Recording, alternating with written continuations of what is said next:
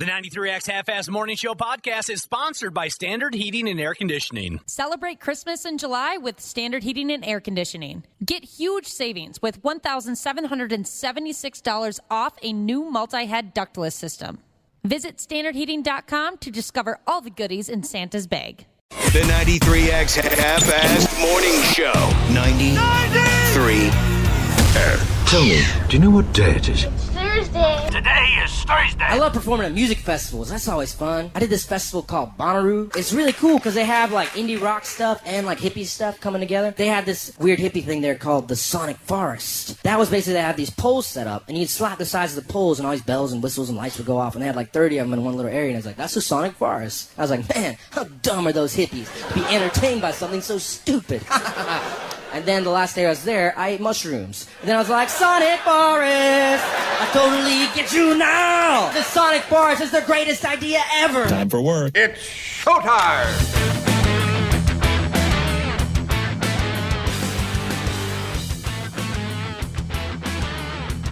I suppose she's about that time. Good morning. Hope everybody's feeling all right.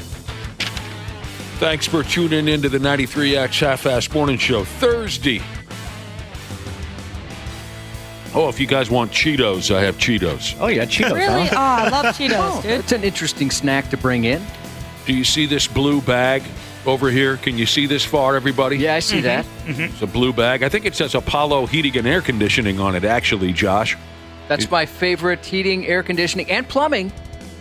Retailer, provider? Provider, I service think, would provider? be the... Yeah. It's filled with many bags of Cheetos, so they're up for grabs. Dude, that'd be terrible for this board, but I'm in. Oh, you don't want Cheeto dust all over the brand new, well, not even brand new, I guess, several years old board in there? Actually, it might make it work better. Yeah, maybe. Nobody would notice a difference. Well, you could stake claim to it. This is Wapple's board. You can tell This by is the my Cheeto Cheeto dust. finger board. And the shake. Is that the right word? The leftover Oh, weed? yeah. How did you get confused on a weed reference, Wap? I don't know. We just don't... we don't go through Cheetos in my house fast enough, and they end up piling up. So I figured I'd bring in some Cheetos. You're a kind man. Oh, speaking I of could bring in some Takis. We got a lot of Takis at the house. If you guys want some gut rot. Yeah, those mess up my tummy. Every time somebody says Takis, I have to ask, what are we talking about? Like a hot snack. You're a hot snack. Oh, my gosh. Look at you. I set Have that you up lost on some purpose. weight? Yeah, Have you Josh lost- is a Taki. You've lost some weight, haven't you? Yeah, speaking of my house, where I reside with my friggin' wife. Josh, you've met her, right? I have, yeah. I You asked caught me that a lot. but the two of you have met. Yes. All right. Over the decades that I've known her, yes, we have met. I caught hell last night. You guys might get a kick out of this. Or I think the term folks use these days, I was shamed. That's the hip new term. I might as well go down that route. I was shamed by the friggin' wife. Now, you guys know, anybody who knows me, including the effing wife, you all know that I'm not technologically aware. Is that a decent way to put it? Every once in a while it shows. Yeah. Infrequently. It's perpetually 1983 in my world. I'm not into computers and cellular telephones. I know nothing about technology. So last night, the friggin' wife and I decided to order a pizza pie for dinner. She was busy doing something, finger banging her computer. So I said, I'll go ahead and order that pie. What's the number for the pizza joint? And she, in a very condescending tone, said, oh, come on. Nobody makes a phone call to order a pizza anymore. That's kind of true. Yeah, you could say that for a lot of ordering. Yep. Yeah. Of food. Like And- apps and online, that kind of thing. I of course, I made a face as if to say, what the hell is your problem? But I said, what are you talking about? What's the number for the pizza? Nobody calls anymore. And then she claimed this. She claimed if I would have used a telephone, to call and make our dinner order, they would have laughed me right off the line. No. Everyone from the guy answering the phone to the fellas back in the kitchen would have laughed me right off the phone. They probably just been startled as hell if they heard the phone ring. They're like, "Good God, what is that?" Yeah. Looking around, thinking an alarm's going off. Sir, can you please hold? What's on fire? Can you guys believe this? Someone's calling. Yeah, Dana, she actually said almost to the T what you just said, that the phone call would have rattled them down to the screws. It would have terrified them. Ducked and covered. Because it's been so long since a dinkus like myself made a phone call to order a pie. They have to blow the dust off the phone. I always thought that Domino's was one of the most technologically advanced companies in the world. They always come out with stuff, it seems, before anybody else. Like your pizza tracker and using an app and stuff like it. It seemed like those were the ones that they started at Domino's. I remember a number of years ago, you would just be pumped to log on, whatever the term is, to your pizza tracker. It's kind of voyeuristic. Yeah, it is. That was always fun. And now it'll be like, John is walking up to your house. I'm like, oh my God, he is. Oh, there's John. He's How right did they there. do that? I love that. Elizabeth is making your pizza right I now. feel a little- I love her. Yeah, I feel a little love that. dirty. I love yeah, that you- John, put that pepperoni on that pizza. Voyeuristic is the word. Yeah. That's beautiful. Now you get to kind of get an insight as to what's going on. Oh, they just put it in the oven. Everyone, they just put it in the oven, guys. Someone's double checking the order. Like I thought they experimented with drones. Domino's, they always seem to be on top They're of keeping it. an eye on us, Domino's is. That's great. Yeah, I really do vividly remember seeing the joy on your face a couple times when you were following your pizza tracker. Yeah, it's pretty cool. I mean, not now it's more common, right? A lot of people do it, but at the time, groundbreaking stuff. Nice work, Domino's. Yeah, and Yeah, also good job. going on Domino's, when they had the pinpoint location, so you could be at like a park somewhere, not even at your house, and they can deliver you a pizza. Yeah, I remember that. So in the I'm end, still a little upset they got rid of the Noid. I miss the Noid, those old commercials, but, you know, they're doing so many other things right. Sure, I recall seeing that character on my television now and again. So in the end, I was not allowed, I just, the friggin' wife said, because she was already stabbing away at her computer, she got all frustrated and said, I'll just make the order. And she, I heard her over there rapping on the keys, and next thing you know, there was a ninth grader at our door with a big pizza in his hand. So that was the treatment I got last night. All I was trying to do was help the situation. You're busy over there. I'll make a phone call. Nobody calls the pizza man anymore. The only delivery or the only food that I call to get delivered still is Chinese food. Is that weird? Should I be ordering that online? You can order that online. Why do you choose? Why is that the only? Is it just the particular restaurant? I don't. It's just we grew up always calling to order Chinese food, so I've never really thought about how I could just order it online. I'm certainly not going to call you weird, Ashley, for using a telephone. Nick, my dad is 72, and he's even switched over to the ordering pizza online thing. Tell him I hate him. Tell your dad I hate his guts for going over to the dark side. You know what? A few people who work at pizza joints are saying they don't like when people call because the system's different, I guess. Like it's an older system, and I guess it messes things up for them. Oh, that kind of inspires me to make more phone calls. Oh, it does? Yeah, I kind of want to. I want to be the guy that messes up their night. Now, you're never going to get the correct order, but still, you got that over. I'm not picky, So I ordered pepperoni and green olives, and I got sausage and blueberries, whatever. Close enough. You know what else has got me confused?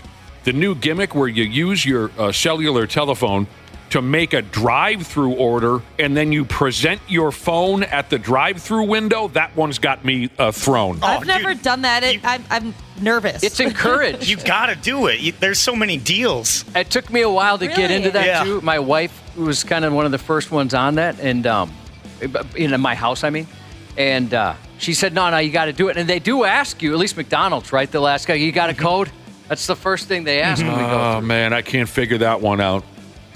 Yeah, I've got a code. No man left behind. Oh, that's not what you mean. That's Black Hawk Down. Oh, gotcha. Yeah. Oh.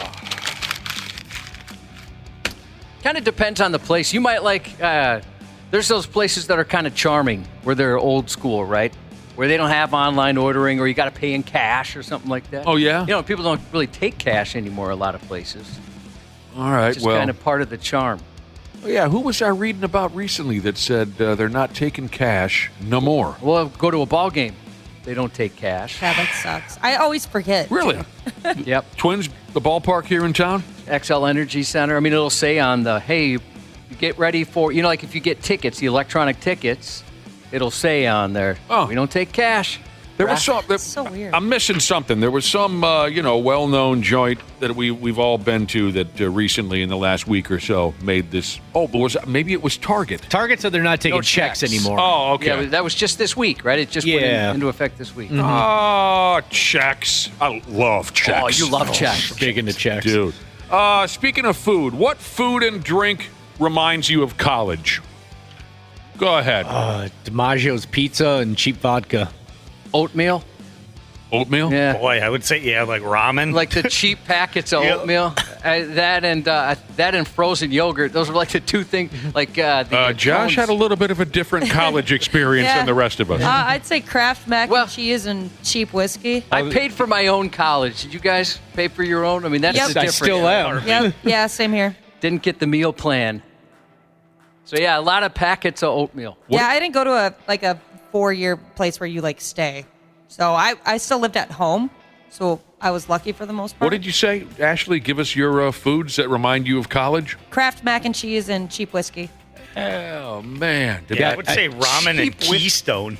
Keystone? Yeah. Did you ever get bitter beer face? Oh, God, I remember those ads. Yeah. No, the answer is no, because you were drinking Keystone. Oh, I get it. Yeah, that was their The old commercial. That was their gimmick there for a while. I like that. Those were funny commercials. Someone on the internet was talking about the food and drink that 100% tastes like college. And I was just talking about this the other day when I would go up to St. Cloud State. I lived there for a while, but not long. But I would go there every weekend. Thursday, Friday, Saturday, Sunday. Because all my buddies and my brother even went and lived up there. Not everyone was going to school. We just partied our balls off there in the early 90s. And when I had my act together and I knew we were really going to have a big blowout, I would make my way to Colborne's grocery and I would buy the family-size can of raviolios. Nice choice. And I confused some people when I was talking about this a few days ago. They were thinking, it's like SpaghettiOs. Well, same company, but SpaghettiOs were just some kind of red sauce and, there's the scrawny little circular noodles, right? Mm-hmm. Raviolios were like a fake meatball wrapped in fake pasta. There was more of a hearty meal, raviolios. It wasn't. You see what I'm saying? Spaghetti and meatballs was good. Or excuse me, why can't I think of the name? SpaghettiOs and meatballs were good. Did you ever get those? Oh, yeah, those when are I was a good. little kid. So anyway, I'd get the family-sized can of raviolios, and I'd hide it somewhere at the house party, because at the end of the night, when I was wildly intoxicated and starving, I would brew that family-sized can of raviolios up on the stove or in the microwave and then just gorge myself with the entirety of the family size, and then just Great. On plan. top of like 20 beers. oh. That's awesome. I just thought of one. Every time I went and visited my girlfriends in Winona, we would end the night with Topper's Pizza. Oh, that Topper's was Pizza's the very go-to. college. Yeah, whenever I hear about it now or someone's eating it around me, that's the first thing I think of is just sitting around after a night of drinking and eating Toppers. What's the one around here, the pizza place where you get like mashed potato pizza? And so everybody. Oh, Pizza Mesa. Luce. No, it's not. Mesa. Mesa. Mesa, yeah. I've never had it. I love Pizza Luce, but yeah, Mesa. I haven't been there yet, but everyone talks about how good that is. There's one on campus here, and it opened at the U of M when I went to school there. And gosh, by 12:30, the line would be down and around the block, and it would just be mayhem in that line of drunk people throwing up and people crying. You know, When we used to have people that worked in this building, they were obsessed with it. Absolutely obsessed. Yeah, their macaroni and cheese pizza was super dude. good Oh, when yeah. you were drunk. And Heard then about that. the Euro pizza, that was amazing too. In this online conversation about food and drink, that tastes like college, a lot of folks said ramen and cheap beer. That maybe was the most popular answer. Ramen, noodles, and cheap beer. Others said, what do you think of some of these combinations? Oh, well, this sounds really good. And cheap. Kool-Aid and grilled cheese sandwiches. That's a staple growing up. Definitely. You could push that in front of me today, and I'd clean it right out. The Kool-Aid we drank, you almost needed a spoon with the amount of sugar we'd beg my mom to put in there. That's how it should be. Yeah. And grilled cheese, boy, that was almost every day. Yum. Ramen, stuff like that we grew up with. I Actually- can tell you this, if you eat nothing but packets of oatmeal when you're in college, you get down to about 130 pounds. Oh, I bet. Skinniest I've ever been in my life. Ooh. Hot Pockets Yeah, that was a big one. and something called UV Blue. Oh, no. UV blue. vodka. Oh. UV blue reminds me of like high school. What's the problem over there? That stuff is bad. It's Everybody so gross. drank it when they were young. At least It's people were electric blue. Yeah, and it mixed well with like Mountain Dew and stuff, and you just drink so much of it, and you just vomit horrific colors, and a lot of people have just horrible memories of it. Well, how about this? You guys know that I know jack squat about hard liquor. How about this? Where are we going here in a couple months? Back to Turtle Lake? Yeah. When we go back to Turtle Lake Casino, let's see if we got a deal here. Let's dedicate one night. All we're allowed to drink is UV Blue. Dude, do you want? You're gonna Boy. see a side of me you don't want to see. Yeah, but I'll turn into somebody else too, and maybe I'll enjoy that. You know what I'm saying? We'll all become an alter ego. Yeah, And that'd be fun. The the thing gut with, rot. Yeah, the UV blue thing. The thing is deceptive because it's so sweet. It doesn't taste like hard liquor. Well, So yeah, you- there's a lot of hooches out there that got us into trouble because of that exact reason, right? right. So you drink so much of it, and you're like, oh, it just tastes like candy, and then all of a sudden you're just violently drunk. What do you You're a think about liter that, deep. Josh? I think usually don't we get there on a Thursday night?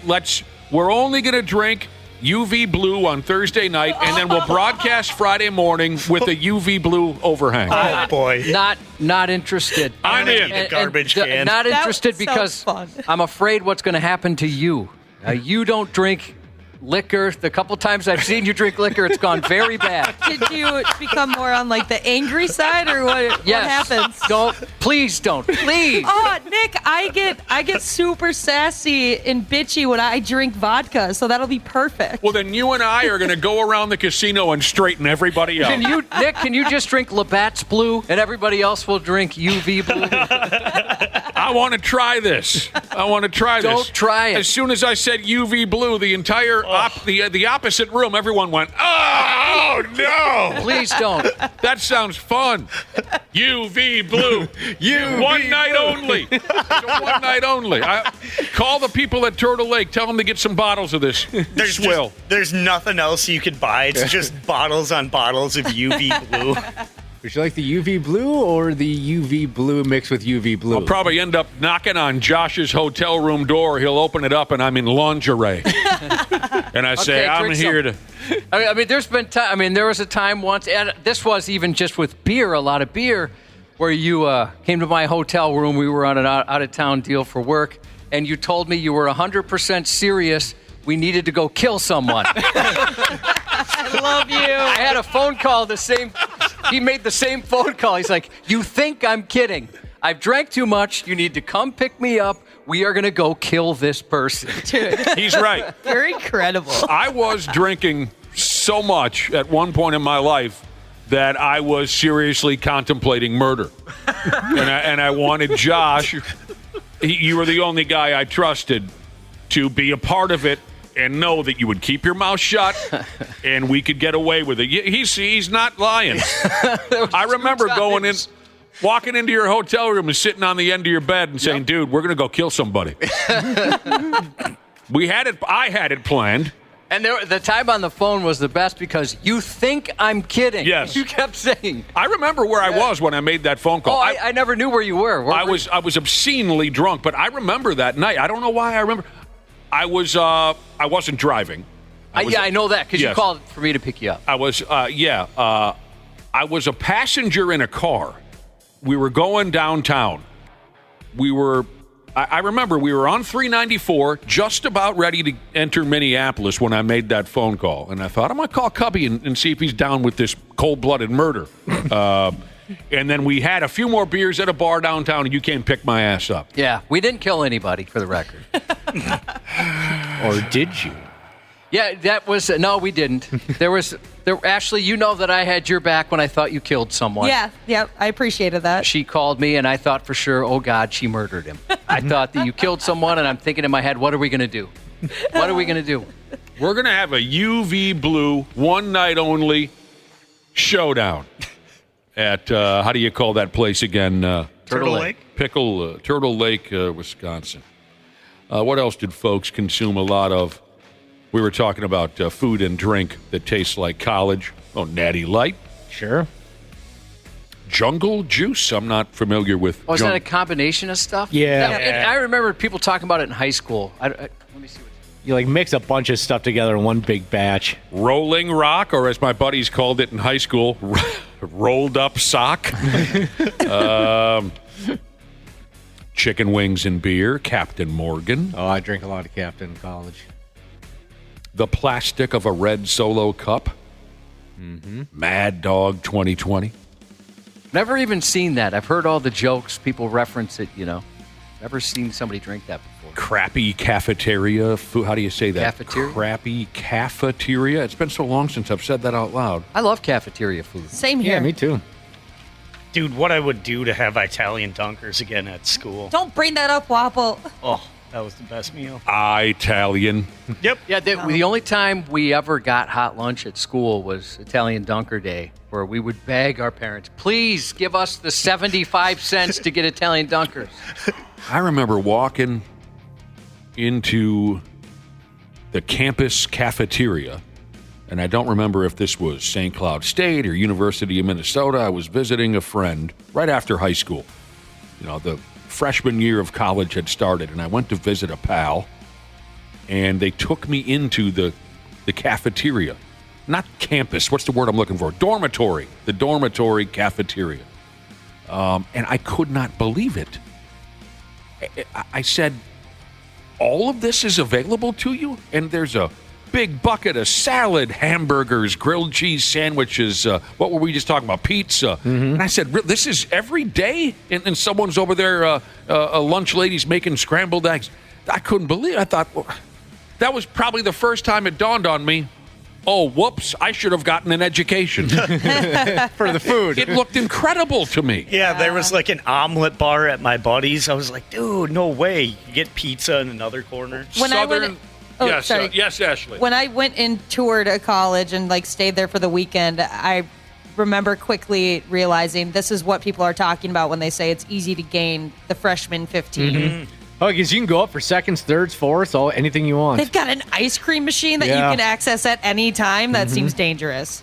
Oh, Southern Comfort made the list of food and drink that tastes like college. Yes. I will never drink that again. No. Oh, you had a bad experience? Oh, boy. In high school, I woke up, someone was in the bathroom, and I couldn't go to the bathroom to puke, and I puked all over myself. Oh, no.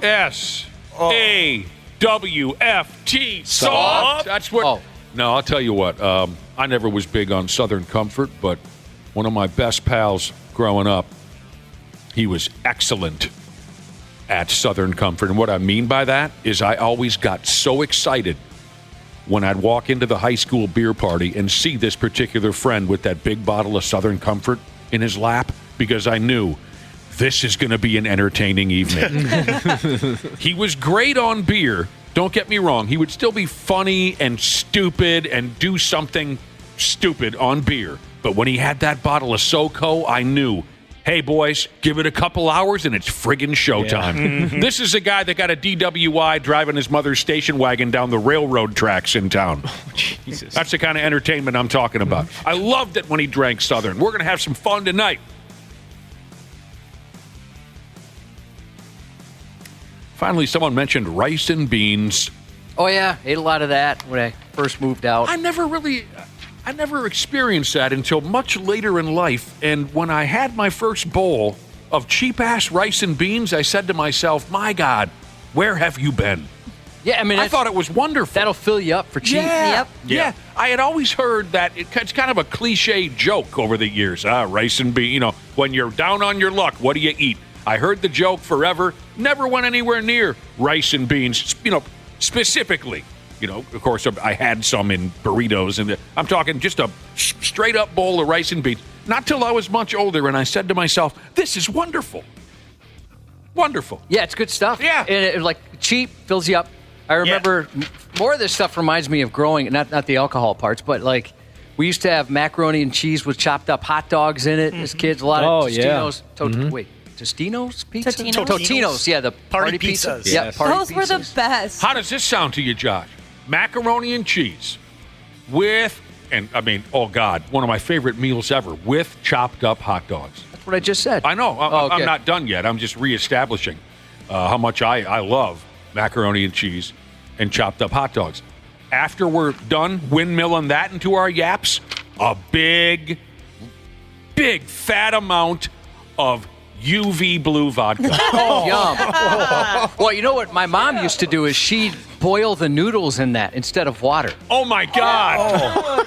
You would go to sixth grade activities just hammered. Yeah, well, at least buzzed. Buzzed up. I can handle my alcohol, unlike Wapple. Yeah. Puke such a so puss. all over himself.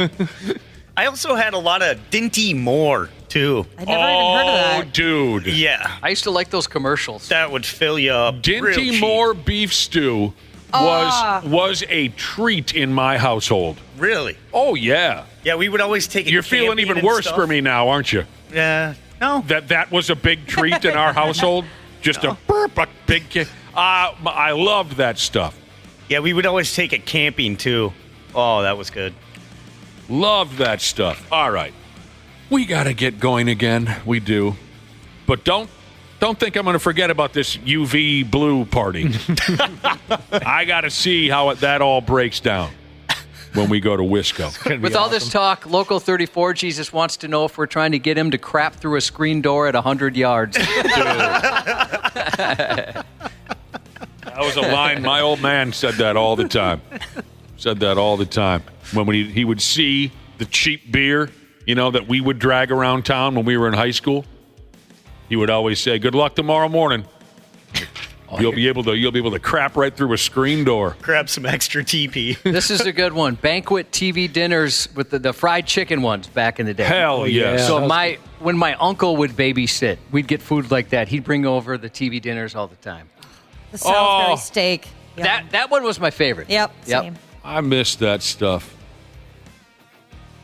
This all that more stuff. reminds me of being a kid than college. Yeah, a lot of this food. A little bit of both. It says here in front of me, listen, text, and win all weekend. We're close enough to the weekend, I guess, for me to dump this on you.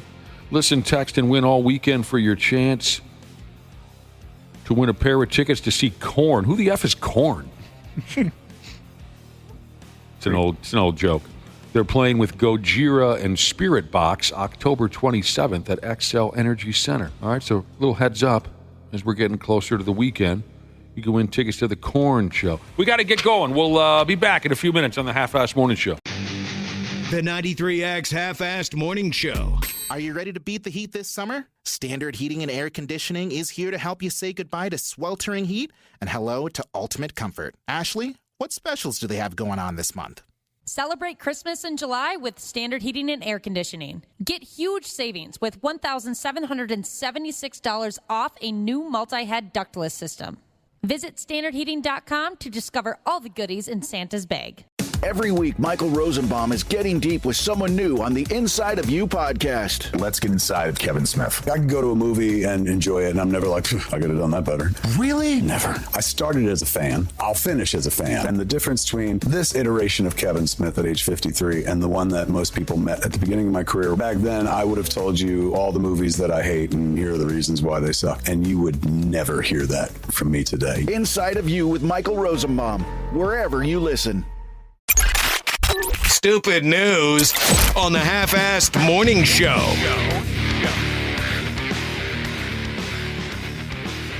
We spent some time rapping about food and drink that tastes like college. By damn, we were tougher back then, weren't we? Yeah. stomachs definitely were. Yeah, do not have the stomach for some of this anymore. Our listeners have been texting in. They favorites. Stroh's beer. Stroh's. Never even heard of it. Yeah, you're really? too young Oh. for Stroh's. Oh, God, that would give me a headache. Oh! Just another cheap domestic. I don't remember much of the specifics about Stroh's. I just remember we'd buy cases of it in high school, and I always came away with a headache. But I was... So they never... Sorry, go ahead. No. Go. What was your thought, Josh? Actually, you've worked at bars, and they don't have Stroh's at bars? I guess I don't really go to bars a lot. No, the oldest beer I've ever served or had to handle was Old Milwaukee. It says old right in the name. Yeah. That's how you know it's old. There was only like 2 people in the town that drank it, too. I me and my pals loved Old Milwaukee when we were high school kids, and I'd still drink it today. I would. But it doesn't treat my gout very kindly. 7 or 8 years ago, we went up to a pal's cabin, and someone busted out a couple cases of Old Milwaukee, and I almost teared up because it was so beautiful, and I gunned a pile of them and felt great because I just always loved this stuff. And then the next day, my foot was the size of your mother's ass. Unfortunately, a lot of my favorite old beers from back when we were young, because of gout, I just can't come anywhere near them, and it sucks. That stinks.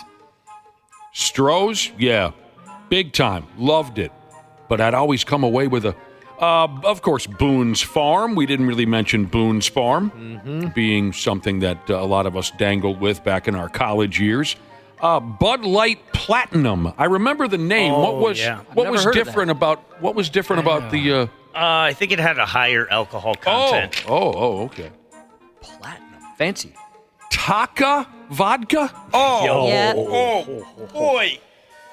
Man, you can use that as Okay, the last time get paint off your walls. Yeah. you guys are reacting to Taka vodka the same way you reacted when I first said a half hour ago I mentioned UV blue vodka, and you all reeled as well. It's just as bad. I mean, it's only like $8. So Yeah. that says a lot. You can get a 1.75 liter for $10.99. Well, they sound wonderful. Oh, dude, I remember we walked around with that at Grand Old Days one year. Ooh, boy. Here was the entire message as far as food and drink that reminds us of college. Taka vodka, Keystone Light, we mentioned that earlier, and Subway. And I neglected to mention Subway saved our asses many nights when we were young. I had one right up the street from my house. So did I saw some people mention this too in the text message, but the $5 hot and ready pizzas from Little Caesars. Yeah, that was basically a food group that's like you said with Subway, saved my ass on many occasions. Are they still around, the people at Little Caesars? Oh, yeah. Yeah, Okay. we got one right by us. Okay. I would say ours was Jimmy John's. Oh, wait. Back in the day. Yeah, that was a good one too. That was always open. You could get a quick sub. yeah, late night. I lived in a Jimmy John's Nexus where there's 3 of them, and I was like on a block where they didn't deliver. Gosh, same here, actually.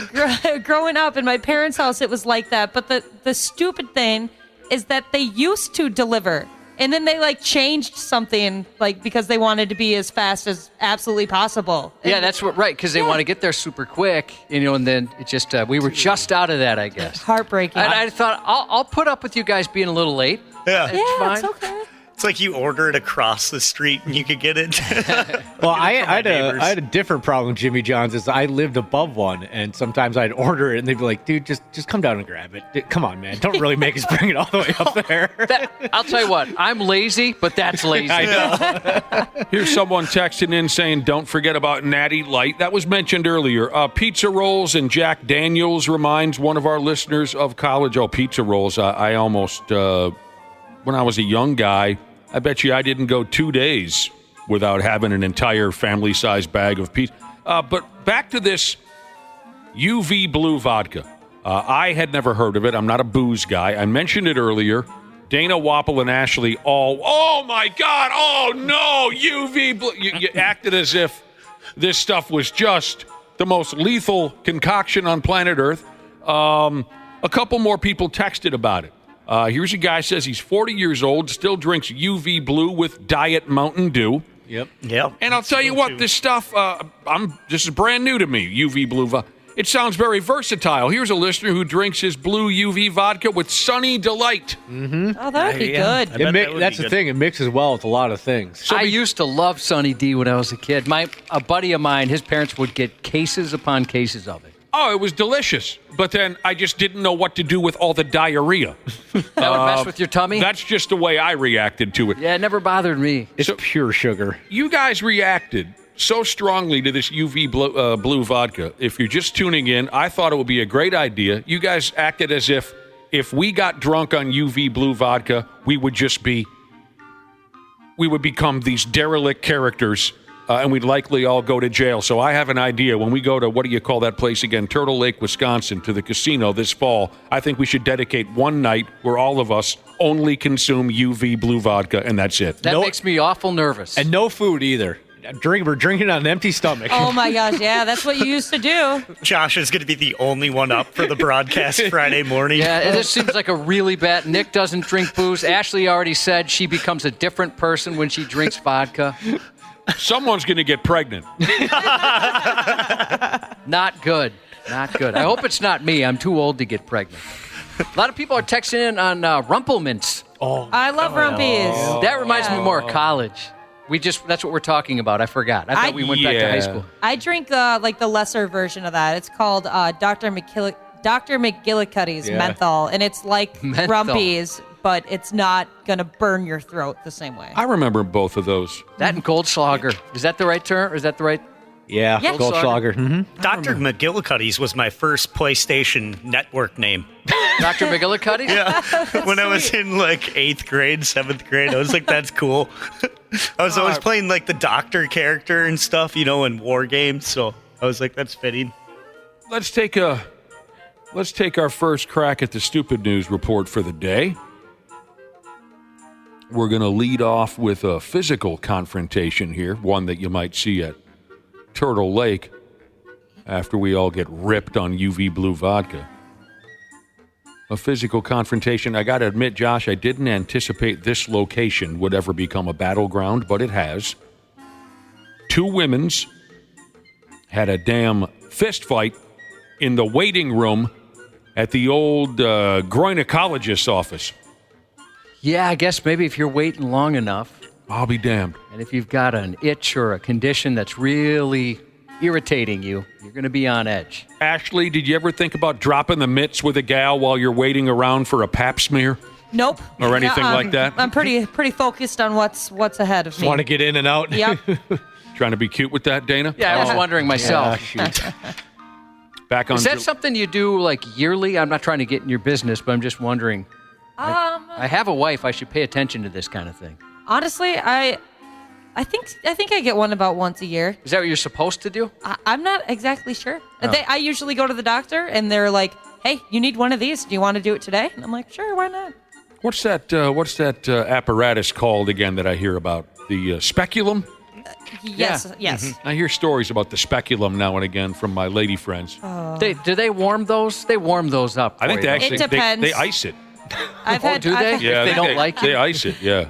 Usually if I have a female doctor, she'll warm it up, but I think sometimes the men don't realize the male doctor. They just pull it out of the freezer right next to the UV blue. It could be so cold too. They give you a shot of the UV blue and then just go to it. The UV, your vulva, gonna turn blue. Once we freeze this thing. that would not be good, I don't think. Back on July 2nd, cops got called out to a gynecological joint. A 33-year-old lady told them she was in the waiting room with her 3 children. Yeah, see, that's it right there. That's where the irritation is. You're a kid in a doctor's office. How boring. Sitting in the waiting room. I'm sure they weren't easy to deal with. Probably not. 33-year-old lady, she's got her 3 kids. She's obviously pretty young, so the kids must be. A 51-year-old gal sitting nearby at the gynecologist. She began tapping her fingers loudly on a chair. Going back and forth like so. 33-year-old lady said that the loud tapping upset one of her children. Oh, now you've gone and did it. You've upset one of the children. So the 33-year-old lady said to the 51-year-old, someone is going to cuss you out if you keep that up. Someone. The 51-year-old lady challenged the 33-year-old to, quote, step outside. And they agreed to do just that. But as they were headed for the exit, the older gal spun around and popped the younger lady smooth across the mouth. Didn't wait till they got outside. Sucker punched her. The 33-year-old took that shot to the yap and countered with a chokehold across the throat of the older lady. Staff members at the office separated the two morons. The 51-year-old woman was taken to jail on a battery charge and has been banned from the business. Find somewhere else to handle your vaginal issues, they said. Take your busted vagina across the street to the other beeve doctor, they said. We will no longer evaluate your mons pubis. Go somewhere else for that.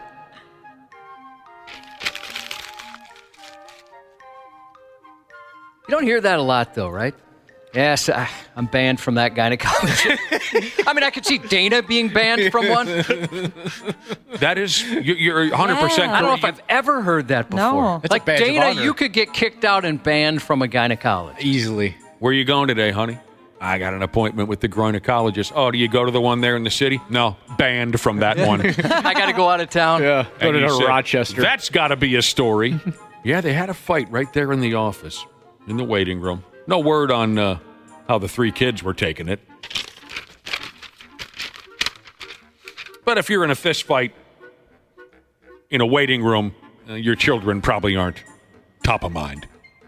Any day. You see what I'm saying? Yep. And they've probably seen mom like that before, don't you think? Yeah, she's probably scrapped before. Sounds like she's just on edge. In front of her You know, kids. she's got 3 little kids. Yeah. It'll stress anybody out. It's a tough situation she's in. 61-year-old gal by the name of Maureen Noble had a good news, bad news kind of a day. By God, she won big on the slot machines at her favorite casino. She did.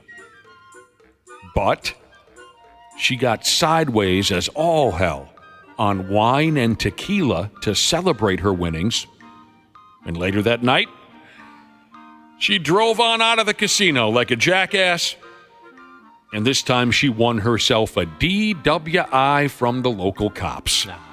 Easier to win one of those. It is. A cop saw Maureen in her big old Dodge pickup weaving all up and down the highway, 3 o'clock in the morning. Just blasted. Cop said she reeked like ass and tequila. Says here Maureen was very apologetic. She said she never does this kind of a thing. She was just celebrating her big night at the slot machines. The local cop said she ended up spending her winnings on bail. Oh, no. There it goes. Oh, that would hurt. I'd hate myself so much. She's just rolling down the road. No time for losers, 'cause I am the champion of the world.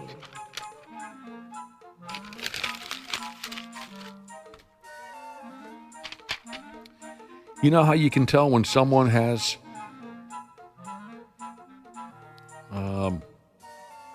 how you can tell when someone has information or an image on their cellular telephone that they don't want anybody else to see?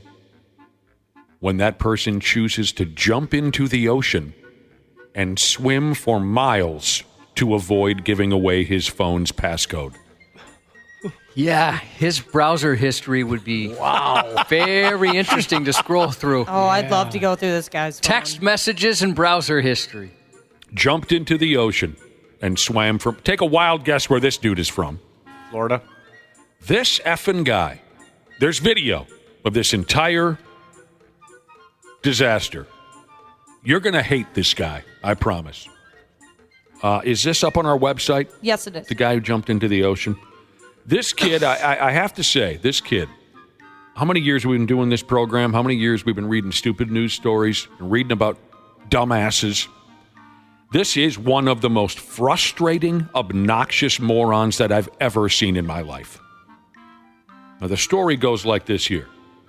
2 female cops were out on the ocean in their cop boat, and they were actually looking for a different boat, I guess. Who knows what originally. Just looking for a different boat.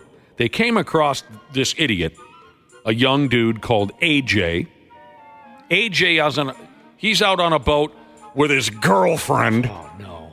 And by the way, his girlfriend has a big old can and undersized bikini bottoms, so I was quickly drawn to her. Josh, when you watched this video and when she stood up, did you say to yourself, this is a woman that Nick would fall in love with immediately? Yes, I do that often. Oh, God. Did you see how big her bottom was and how small her bikini trunks were? Yes. Oh. Kaplooey, you might have said, as soon as she stood up. But that's not the point of the story. I just want, on a side note, I fell in lust with his girlfriend and she had kind of a raspy voice. AJ, sit down and shut up. I damn near had to play with myself. You know, I just thought of something that might be kind of disturbing. You guys tell me. Anytime I see a woman's butt, one that's got a plethora of flesh back there, I think of Nick. Is that bad? I think that's sweet. If I'm oogling? If I'm taking a look at a lady's butt, it's not for my own pleasure, it's for Nick's. I think that, as Ashley put it, that's very sweet to hear you say that. It's not disturbing. But no, not at all. No. When I see fly honeys, I think of you. Oh, that's awful kind. Because you love fly honeys. But anyway, back to this AJ kid, because I want you so badly to hate him as much as I do. He's out on the boat with his hot girlfriend. The cops are in their little boat. They found out that neither AJ nor his tantalizing girlfriend have IDs on them, and the boat he's operating is breaking a number of codes. AJ slowly becomes angered with the cops and asks them, you're going to love this brilliant question from the kid. He asked the cops if they're, quote, just like out here trying to catch people breaking laws on the water. That's like their job. And one of the cops says, yes, we're cops. That's what we do. No, we're out here trying to pick up dudes. I got to interject. I didn't think about this at first. I've never been a boat owner, but you have to carry ID on a boat? No. Oh, you don't? That I don't think is a direct connection to operating a boat. It's just it was interesting to the cops at first that neither one of them had picture IDs. I think that was right. That's kind of what opened the door to the rest of the investigation. I thought you would have to have a license, like if you're operating the boat, kind of like. I've never heard of that. I've had a boat for 15, 16 years. I've never heard anyone say you better bring your ID. Like I said, I think it opens the door for other questions. Yeah. But maybe if they see you're drinking, do they check IDs? I've only been checked once for drinking, and I can tell you that story after we're done with this, because this is a hell of a deal here. So AJ becomes more agitated with the cops. And they ask him, do you have a warrant out? They said, normally when people get uppity with us like this, it's because they have a warrant out. And that's when they struck a nerve with stupid AJ. He does have a warrant out. He and his hot girlfriend with the big butt, they start arguing amongst each other. The cops are telling stupid AJ to calm down. And then he comes up with this. He says, what will happen if I jump in the water and just swim away? And the cop says, well, I'm going to follow you. You are not free to leave. Everything goes to hell from there. His hot girlfriend tells him, AJ, I swear to effing God, if you jump in the water, I will be gone tomorrow. She then just simply asks AJ to unlock his phone so she can get his boss's phone number. I don't know what that would have done. And he wasn't going to give her that information. So he says, I'm not going to jail today, and he goes into the drink. The rest of the video is simply dumbbell AJ swimming his scrawny ass to shore. Miles. It's so funny watching him swim. He looks ridiculous. Yeah, He's saying really stupid things to the cops while they slowly trail alongside of him. He doesn't necessarily look cool swimming away. That's for No. sure. He was eventually arrested after he was near the shoreline. But you gotta see this video, the entire video. It is so entertaining. It is so frustrating and annoying the way this AJ kid operates. He says stuff like, I'm feeling really attacked right now when the cops are questioning him. Well, you're being questioned by the police. These aren't your friends. They're trying to find out if you're breaking the law. That's what they do. Some of the other things he was saying is, oh, you're really going to do this to me on a Sunday? What the hell does that mean? And, this would be a lot better for me if you were just like, hey, AJ, you've got a warrant, but, you can deal with it tomorrow, and then you guys just leave. That's not how it works. It's hard to even understand how this kid thinks. But he ends up jumping in the water and just swimming to shore while the cops trail behind him. It's insane. It's unclear what charges he's facing. Wouldn't that be something if cops say, all right, listen, we got to place you under arrest. What's good for you? I mean, is this a decent enough time? You got anything going on later today? Should we do this tomorrow? We can swing back. But again, most of the folks who commented on this story agree that he was willing to do anything not to give his girlfriend the code to his phone. He'd rather swim ashore. Bro would rather take a felony than let his girl access his phone, was one of the comments on the story. Watch the video.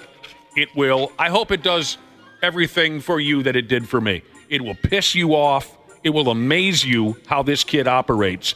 And maybe, if you're like me, you'll want to marry his girlfriend. Were you watching that thinking, come on, shark? Come on, shark! Oh, God. Didn't even cross my mind. Did that kid not drive you crazy, too, He's Josh? annoying. Oh. Just the entitlement and not understanding the situation. The cops, I give the cops a lot of credit. They flipped out on him a couple times. I mean, I guess flipped out in a sense that they were F-bombing him and kind of raising their voices at him. They showed great restraint. This kid deserved to just be hit over the head with something. So anyway, the only time I ever got checked for drinking on a boat, boy, I don't know how many years ago this was now, 10 years ago or so. I got pulled over. I got to hand it to the DNR, whoever they are, real cops, DNR. I don't know what the hell. I think they were real cops. They were sheriffs. They pulled up alongside me so stealth, I didn't even know they were there until they were hanging on to my, we were side by side and they were hanging on to my boat. I looked to my left. Oh, cops are on me. And they pulled me over because one of my buddies wasn't seated. Once we got outside the no-wake buoys, everyone on the boat but the driver has to be seated. One of my buddies was sitting up on the swim pad. And so that was their reason for checking me. My two buddies were very, very drunk. I had, 4 or 5 beers in me. We had been out there for 6 hours or something like that, just hanging out. And the sheriffs were very, very nice. They gave me a number of physical tests. And the cop said, your physical tests, you passed all of them. You're not acting inebriated in any way, but I'm going to give you a breathalyzer anyway. And I was not nervous at all. 5, 6 beers in 6 hours for me. At that point in my life, I thought there's no way that I am above 0.08. Well, I blew into the thingy thing, and I spit a 0.08. And I thought, oh, Christ, this could be it for me. And the cop said, when was the last time you drank a beer? And I said, well, I cleaned one out right as you were pulling up on me. I don't know if you saw that. And she said, yes, I did. And I said, well, that was it. 10 minutes ago, I cleaned out the last little bit of my beer as you were pulling up on me. And she said, well, then I'm going to go ahead and assume that your 0.08, that's mouth alcohol, and you are below the limit. But, and this was the best part, now she had kicked my boat aside. My two drunk buddies are bobbing in the water just helplessly on their own, right? Because you're in their boat? Yes. No, okay. I'm sorry, okay. Wapple. You're right. I should have said that. I had been pulled into the cops' boat now, and they kicked my boat away. So the cop says, what about your two friends? Are they able to drive the boat? And I said, why don't you take a look at them right now and you give me the answer to that question? And they were just... bobbing in the just. I said, no, those guys can't drive. She said, okay, well then just get your ass off the lake. So I mean, it felt like a close call, but it really wasn't that because it really was mouth alcohol was the only reason why I was at the lake. So it was an interesting experience. We all went home safely, but for a second there, I thought, well, there goes my boat and all the things you hear about getting a BWI. Oh, man. All right. I'll be damned. A 17-year-old kid took a lightning strike and lived to tell the story. Last Monday, the kid... That's going to get you any girlfriend you want, isn't it? 100%. That is so cool. At 17, Ashley's attracted to him. If somebody opened up with that, I'd be like, whoa, you got me for at least the next 30 minutes. Yeah, how come you're all charred up and your hair standing straight up? I mean, especially if you're real lucky. Now, number one, you've got to be incredibly unlucky to be struck by lightning. But if that turns into good luck and it leaves some kind of a cool mark or a scar, hell yeah, you're going to score like you're in a boy band. 17-year-old kid by the name of Daniel Sharkey. He was finishing up weed whacking his neighbor's yard when he got lit up. A storm was approaching. He thought he had plenty of time to get her done, he said. He was about to head back to his pickup, and suddenly he woke up face down in a puddle, like he was drinking UV blue vodka. Yep, that's usually what happens. The lightning strike, he said, came straight through a tree. After the lightning strike completely kicked his ass, folks in the neighborhood ran on over and helped him up off the ground. Most are saying that the kid survived because the lightning didn't strike him directly. The tree near him soaked up the strike. The tree was not so lucky. It got cooked. He's recovering in a hospital now. But I guess here's the good thing. If you fear lightning strikes, the kid, and I'm guessing the majority of people who are struck by lightning, they don't even know what the hell hit them until they wake up. If you're afraid of the pain that might be involved, it sounds like no one really knows. You just wake up. That's so crazy. Once he's released from the hospital, he says he plans to cut some more yards to earn extra summer cash. He said, I got 20 people that expect me to cut their grass. If I'm not there, I'm sure I'll have some annoyed customers. Oh, man. I think I might quit how do you call it? The lawn service. Might find a nice indoor job. Yeah, I'd be done. I'd be working somewhere with a lid on it from now on. The odds of being struck by lightning in a given year are less than 1 in a million. Being struck multiple times is even more rare. Do you guys remember this now? Because this story comes up, now and again. The record for one sumbitch lightning strikes? 7. Oh my gosh, Lord. no I way. was going to say it's higher than 5, I remember. 7 times. That's impossible. There's somebody walking around. Maybe they are dead. It doesn't say here one way or the other. But 7 times in their lives they were struck by lightning. What the hell? How in God's name is that happening? How are you that unlucky? From the year 2000 plus 6 to 2000 add 21, there were 444 people killed by lightning strikes in the United States. Men are 4 times more likely than women to be struck by lightning. I believe that because we're stupid idiots. Because girls are smart enough to go inside. Yeah.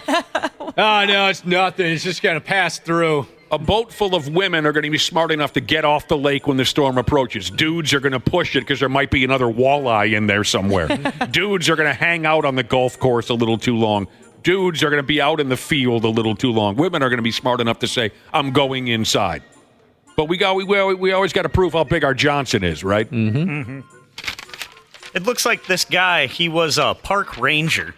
He was struck 7 times. Roy Sullivan. The park ranger? Yeah, he's the human lightning rod. He died September 28th, 1983. From a lightning strike? I don't think so. Oh, she just died of natural causes or something much more natural than a lightning strike. Yeah. And I understand those 7 strikes, that was all in 1 week, right? Yep. What? No. I'm kidding. Yeah, it was 3 times in 1 day. The ambulance actually got struck by lightning, too, on the way to the hospital. Wouldn't you think that God is out for you? 100%. I mean, you survived each one, but maybe you'd think he just wants to punish me for something, keep me alive through this. Well, it says it happened the 7 times. He claims the 7 times that he was struck by lightning was between 1942 and 1977. Oh, it's a pretty good stretch of time. In like 35 years, he was struck 7 times. What was his name again? His first name? Roy. Roy. Hey, Roy, get on up in the tower again. That's what you do as a part. I don't want to go to the tower. Every time I go up there, I get struck by lightning.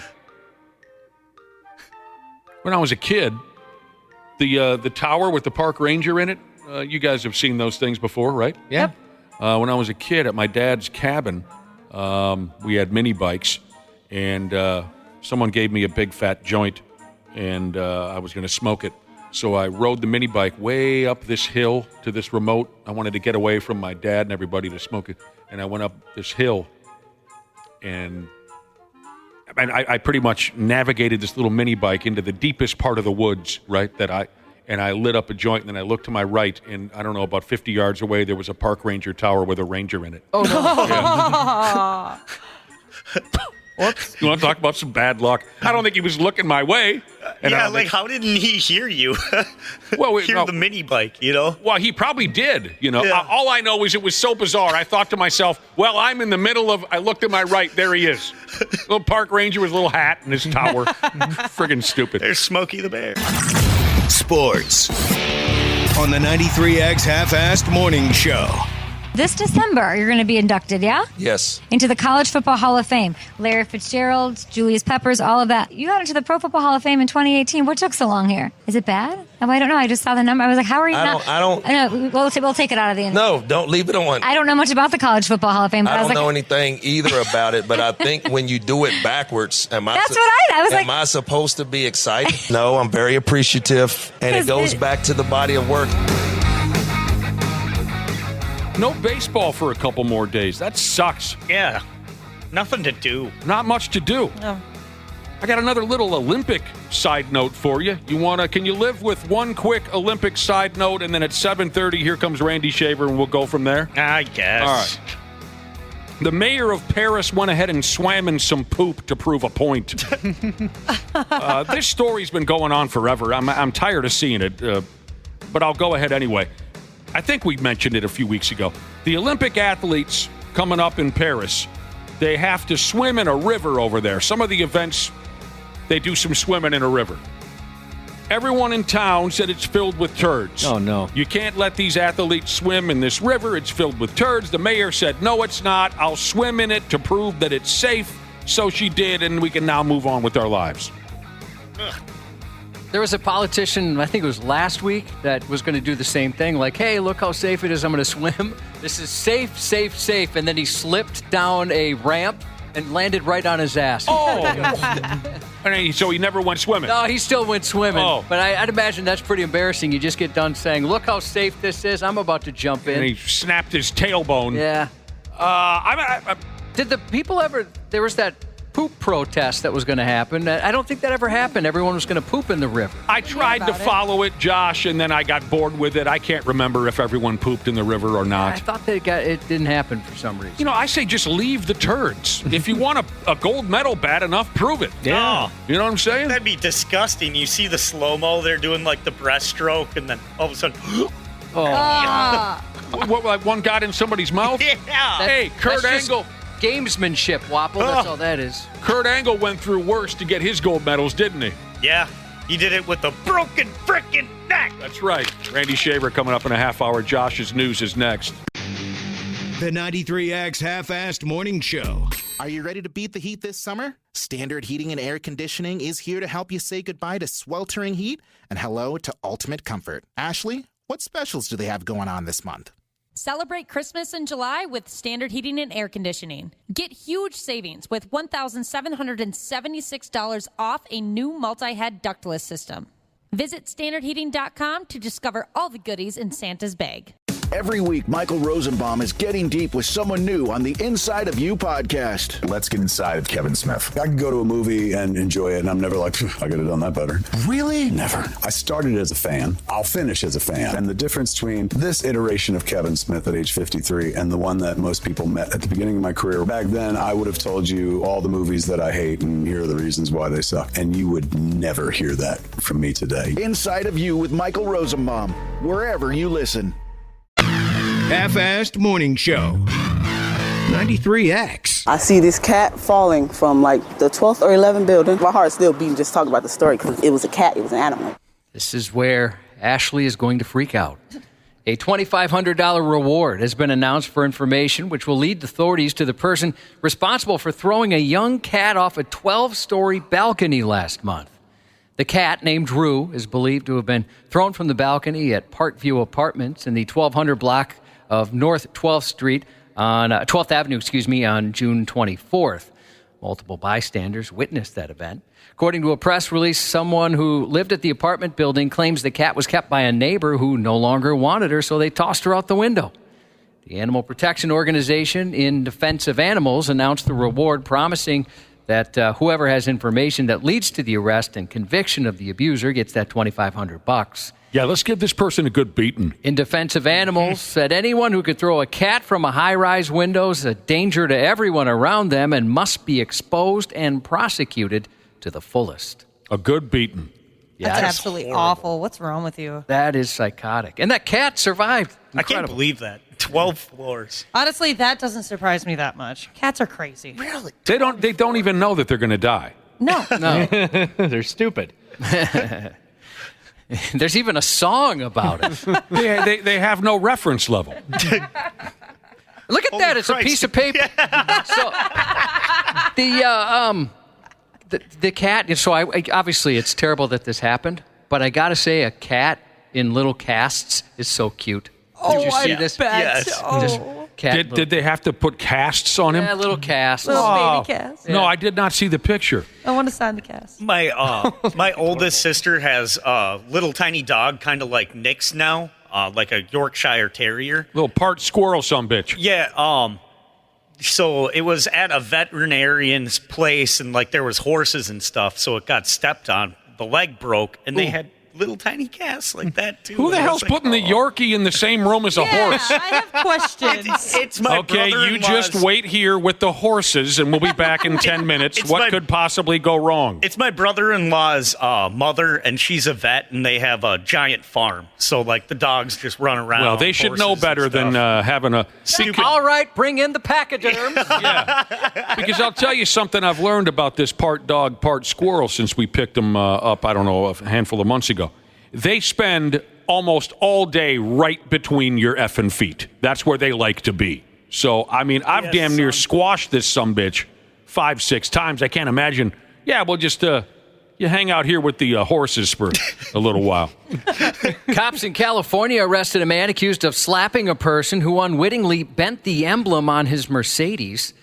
The person the grown man slapped is a 10-year-old. Oh. With autism. No. Oh. In a viral video that sparked outrage on social media, the boy touched the emblem on the Mercedes-Benz when he and his older sister were crossing the street. The man in the Mercedes was stopped at a red light. Alfredo and his sister were crossing the street when Alfredo touched the car's Mercedes emblem, bending it.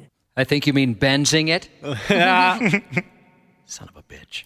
The Mercedes-Benz driver turned the car around and followed the boy and his sister to a bus stop, pulled over, got out of his vehicle. Then the older sister is seen and heard on video apologizing and explaining her brother has autism and didn't mean any harm.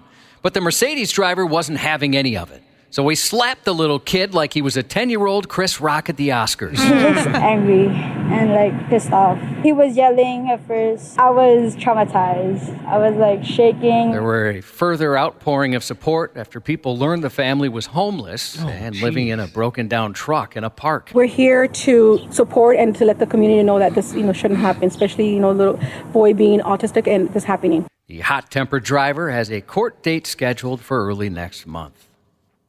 In the latest video spectacle on social media, a woman's captured having a complete meltdown in the middle of Fort Lauderdale International Airport, screaming at her boyfriend and berating him as an effing loser, before telling shocked onlookers to mind their own business as she's hollering at the top of her lungs in public.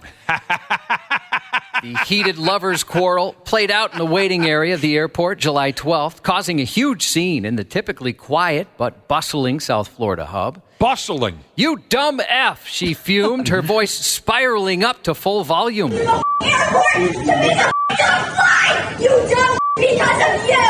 Literally because of you! You are the rudest, most worst person I've ever met in my life, and you can't even have And the boyfriend's thinking, boy, I really know how to pick them, huh? That is just so sad. Despite being told off, the boyfriend remained calm through the ordeal, though he appeared visibly embarrassed as he was aware they were being stared at as she continued to rage. She hates him. I hate you! She thinks he's a loser. You're a loser! The dramatic situation eventually caught the attention of airport security officers. No indication anyone was arrested due to the incident. Apparently what set her off is they missed their flight. And Wow. They were both very stressed. He defended her. Dude, that is hilarious. That poor bastard. If she acts like that in public, I wonder how she acts behind closed doors. Oh, my God. More trouble. You said he defended her? He did. He said, hey, we're both stressed. We missed a flight. Bro. That's because she just bangs his brains out. And I guarantee that's the reason why he... That sounded like I was at an old Sam Kinison concert there for a minute, Josh. Yeah, she can yell pretty well. She had some lung power. A woman in Texas paid two men $100 to steal a man's cell phone at gunpoint because the phone contained proof of her infidelities. Oh. The case came to light June 25th when deputies responded to an aggravated robbery. Once there, they learned two men had taken a man's cell phone at gunpoint. One of the men even put a gun to the victim's head and fired a round toward the ground to scare him before they fled with the phone. Authorities quickly identified the suspects, who were arrested within days. After their arrests, investigators learned about the plot, who allegedly was behind it, and why it came about. 47-year-old Angelica Reyes agreed to pay the men $100 for the phone because it contained, again, quote, proof of her infidelities. Must have been a hot video on it. Yeah, I want to check that out. You got to keep that stuff under wraps. A man pulled a gun on his own mother and then beat up her boyfriend after being asked to pay his tab at an East Memphis restaurant on his birthday. The woman told police she walked to the parking lot to ask her son, 23-year-old Mason Hibbs, who was sitting in his car, to pay his tab. During their talk, Hibbs reportedly pulled a handgun out of his backpack and said, "Do you want me to get out with this?" Oh. The woman's boyfriend confronted Hibbs, resulting in a fight. Police said surveillance video confirmed that Hibbs was the primary aggressor. According to police documents, the incident took place on his birthday. They asked him to pay the tab or his version, his portion of the tab. They just said the tab. His tab is what they said. And then he reaches for a gun. I always, when my folks split up, when I was a kid, I always wanted my mom to get a boyfriend so I could kick his ass. You wanted to beat him up? Yeah. A Twin Cities attorney's been disciplined by a state oversight board for causing a two-car crash while driving drunk at over 4 times the legal limit. The 57-year-old lawyer specializes in drunken driving cases. Of course he does. The State Office of Lawyers' Professional Responsibility this week reprimanded the lawyer and placed him on probation until March of 2026 in connection with a head-on collision in June of 2022 at an intersection in Savage where he lives and works. A later test of his blood came back at .32. The other driver, unfortunately, suffered a fractured sternum and has had heart problems. Oh. But this guy, he's down there in the vag, huh? Yeah, he's in the vag. He's an expert when it comes to drunken driving cases. He's been there, I guess, allegedly. Here's a lady that doesn't understand how town meetings work, or maybe simply how to communicate. You need to know the topic. There's a popular video on TikTok which shows a woman who stands up to speak at a board meeting about the rezoning of a city street. But the old woman goes way off topic and rants about her distaste for the internet instead. Ma'am, we're discussing the rezoning. Do you have any comments on that? For what? We're discussing the rezoning on 53rd for... Well, I live on 63rd. Well, I don't like Facebook, and I don't like the internet because I can't find a job. The library blocked my password. Now tell me, does that make any sense to you? Ma'am, we're not here to discuss your personal life. I'm sorry. Do you have any comments about the rezoning? No, sir. Have a good day. Thank you. Ma'am, you're not making any sense to us. That is absolutely awesome. The best part of the video is there's an older guy in the background who can't help but shake his head. Total obliviousness as to what the meeting was about. She thought it was like open mic night or something. After the video made the round, social media users joked the incident was reminiscent of a bit from the sitcom Parks and Rec, but in real life. Please remember, this is a government project. We need to refrain from corporate promotion and religious items. Who'd like to start? I think we should put in the Bible. Great. My dog went to one of your parks and ate another dog's feces, and I'm going to sue you for that. Yes. I've been eating lasagna and muffins every day of my life for 40 years, and I feel terrible. Right. What's so bad about corn syrup? It's natural. Corn's a fruit. Syrup comes from a bush. Oh, boy.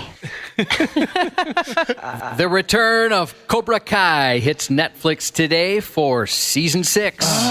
The debut of the new gladiator drama, Those About to Die, is streaming today on Peacock. It explores a side of Rome never before told. The dirty business of entertaining the masses and giving the mob what they want most, blood and sport. Those About to Die stars the guy who played that nutcase Ramsay Bolton on Game of Thrones, and also briefly Anthony Hopkins. Now, Cubby, earlier you said when you see a woman with a big ass, you think of me. I do, yes. When I saw the ads for this here program live from Greece, I thought it looked like something you would enjoy. Yeah, definitely. I've got that on my list. Anthony Hopkins is a terrific actor. He is. He's wonderful. He was in The Edge. And also, back to Cobra Kai. Is anyone going to go through with this, or has it completely lost you? I quit. Yeah, I quit. I also quit. I feel kind of bad about quitting because I did have a good time with Cobra Kai. I loved the first 3 seasons. But I just, it went off the rails so bad. I stopped after the first season. So I was out a long time I think I'm all the way caught up, but I have no idea what happened. I think I just blocked it out of my mind. Yeah, same here. It's been too long.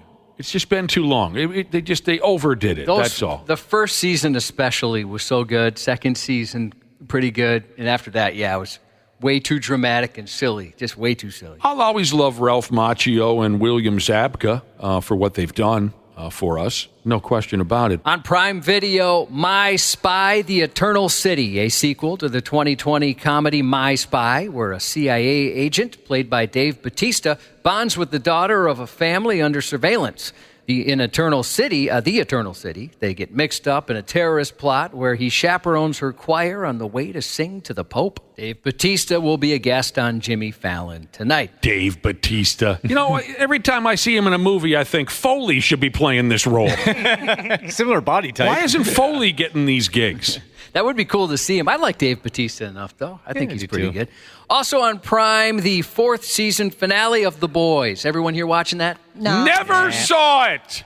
Yeah, I ended after the prostate season last year. I've heard this year it gets a little off the rails a few times, too. Yes, it does. So you're watching, Wapple? Yep. Okay. Yeah, I won't stop that show. I don't know why. Former Twin center fielder Torrey Hunter, 49 today. Wow. Vin Diesel is 57, and it's an extra special day for the Fast and Furious star. He just learned his 57th word on his 57th birthday. How dare you? I wanted to send some condolences to DC 1USN Jesus. Lost his best friend at 18 years and a very good boy, his dog Case.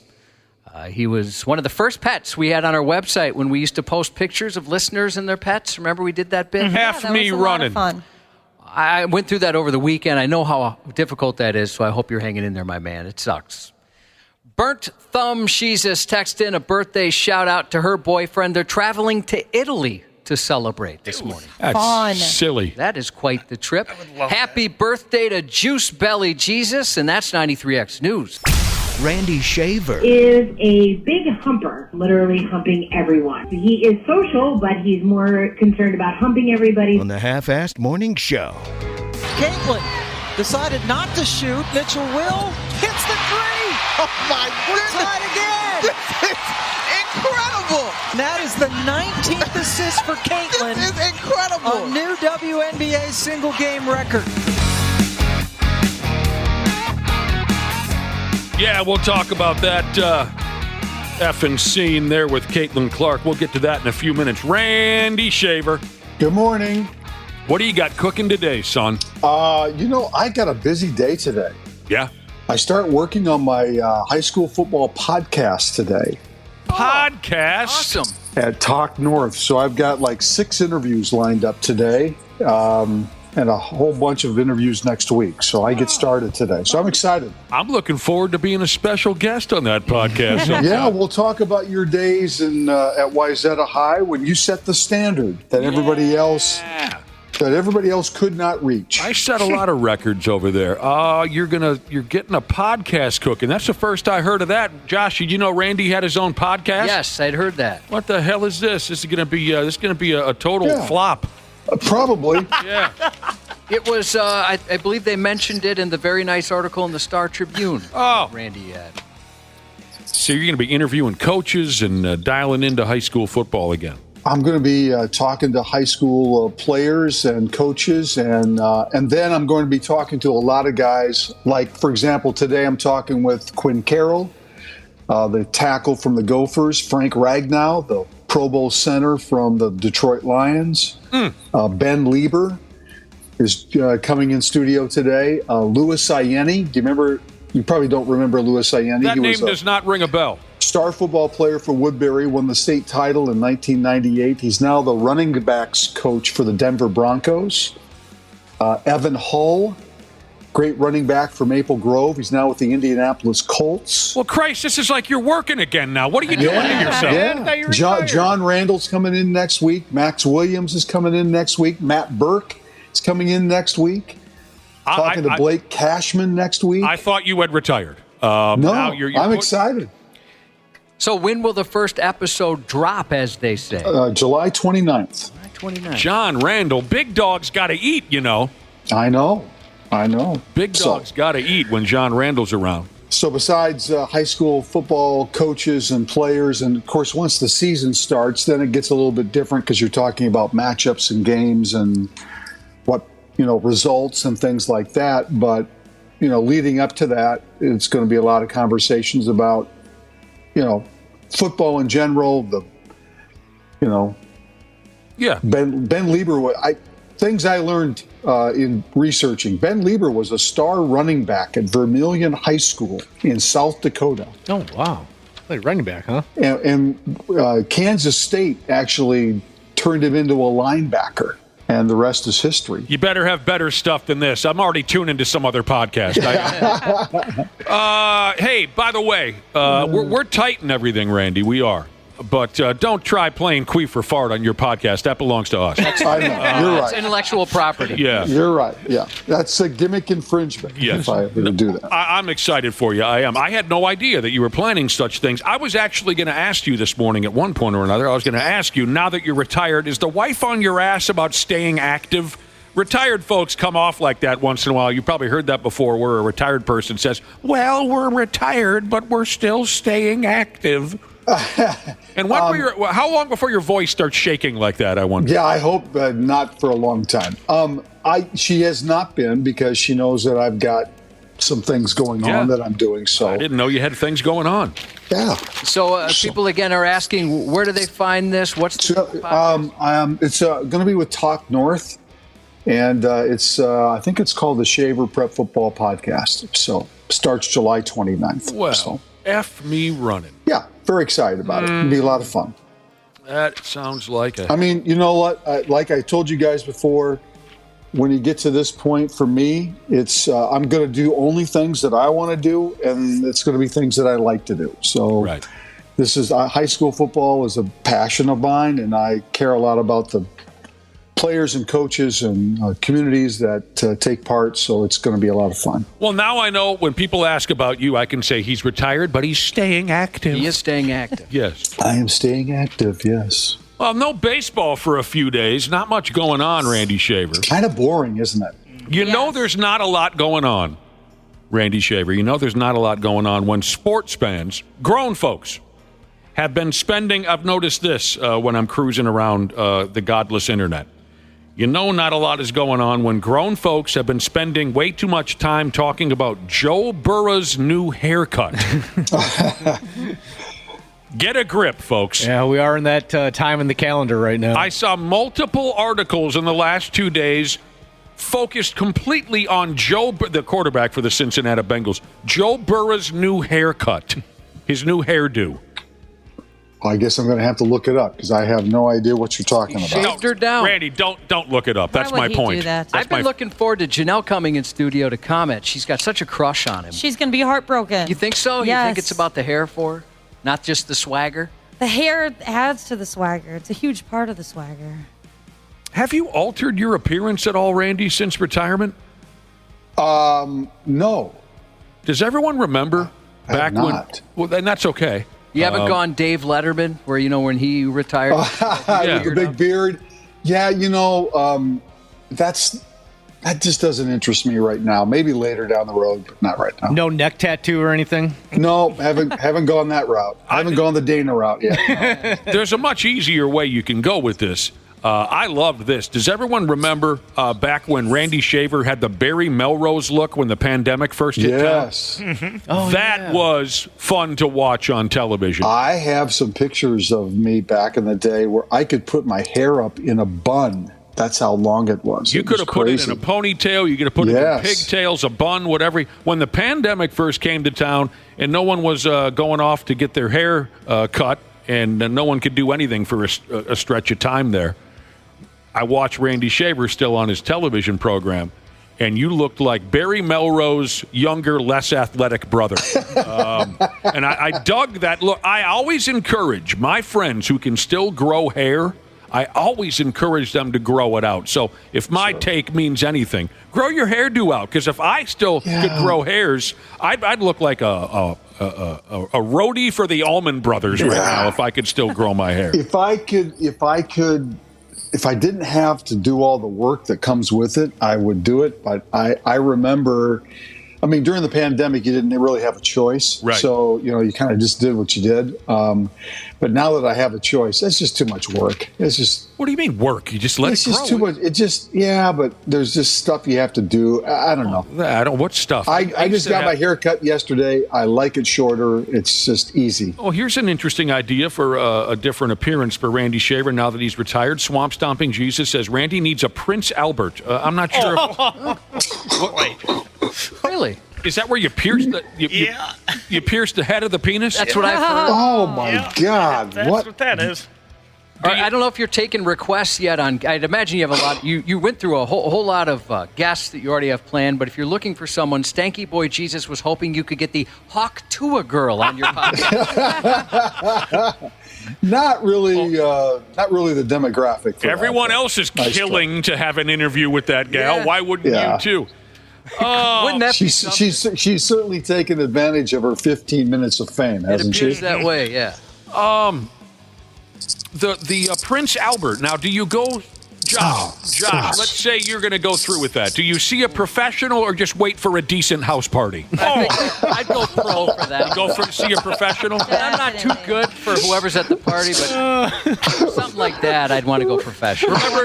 Remember when we were young, when piercings would break out at the house party? Oh yeah. No, I don't. Yeah, I never got in line for that, but it wasn't a long period of time. There was a stretch of time when high school house parties, there'd be 2-3 guys sitting down in a chair to get something pierced. I never was in on that movement. I used to be the piercer.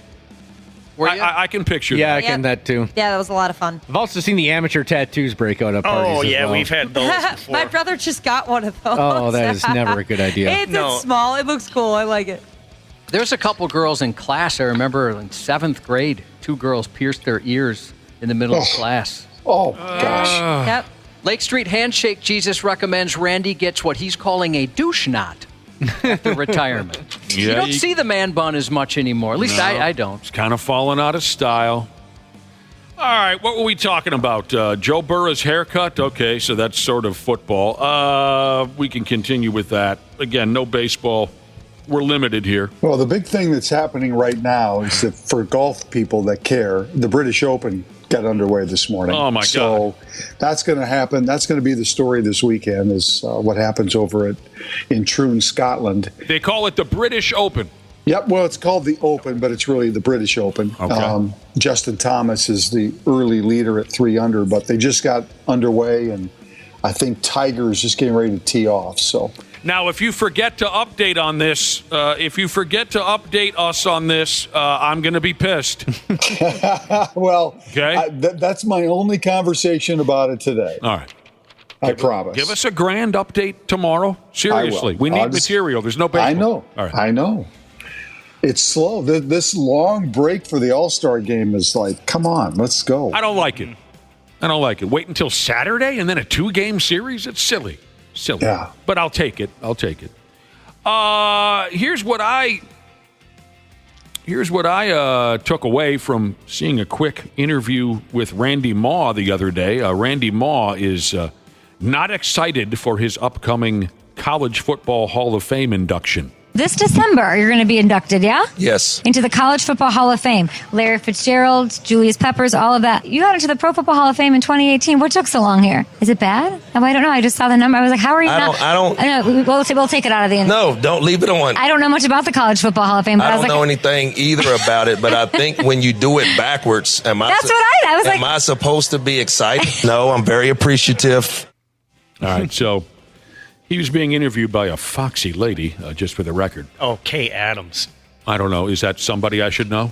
Kind of. I should know her? She's a pretty prominent sportscaster, Okay. I'd say. I don't pay attention to such things.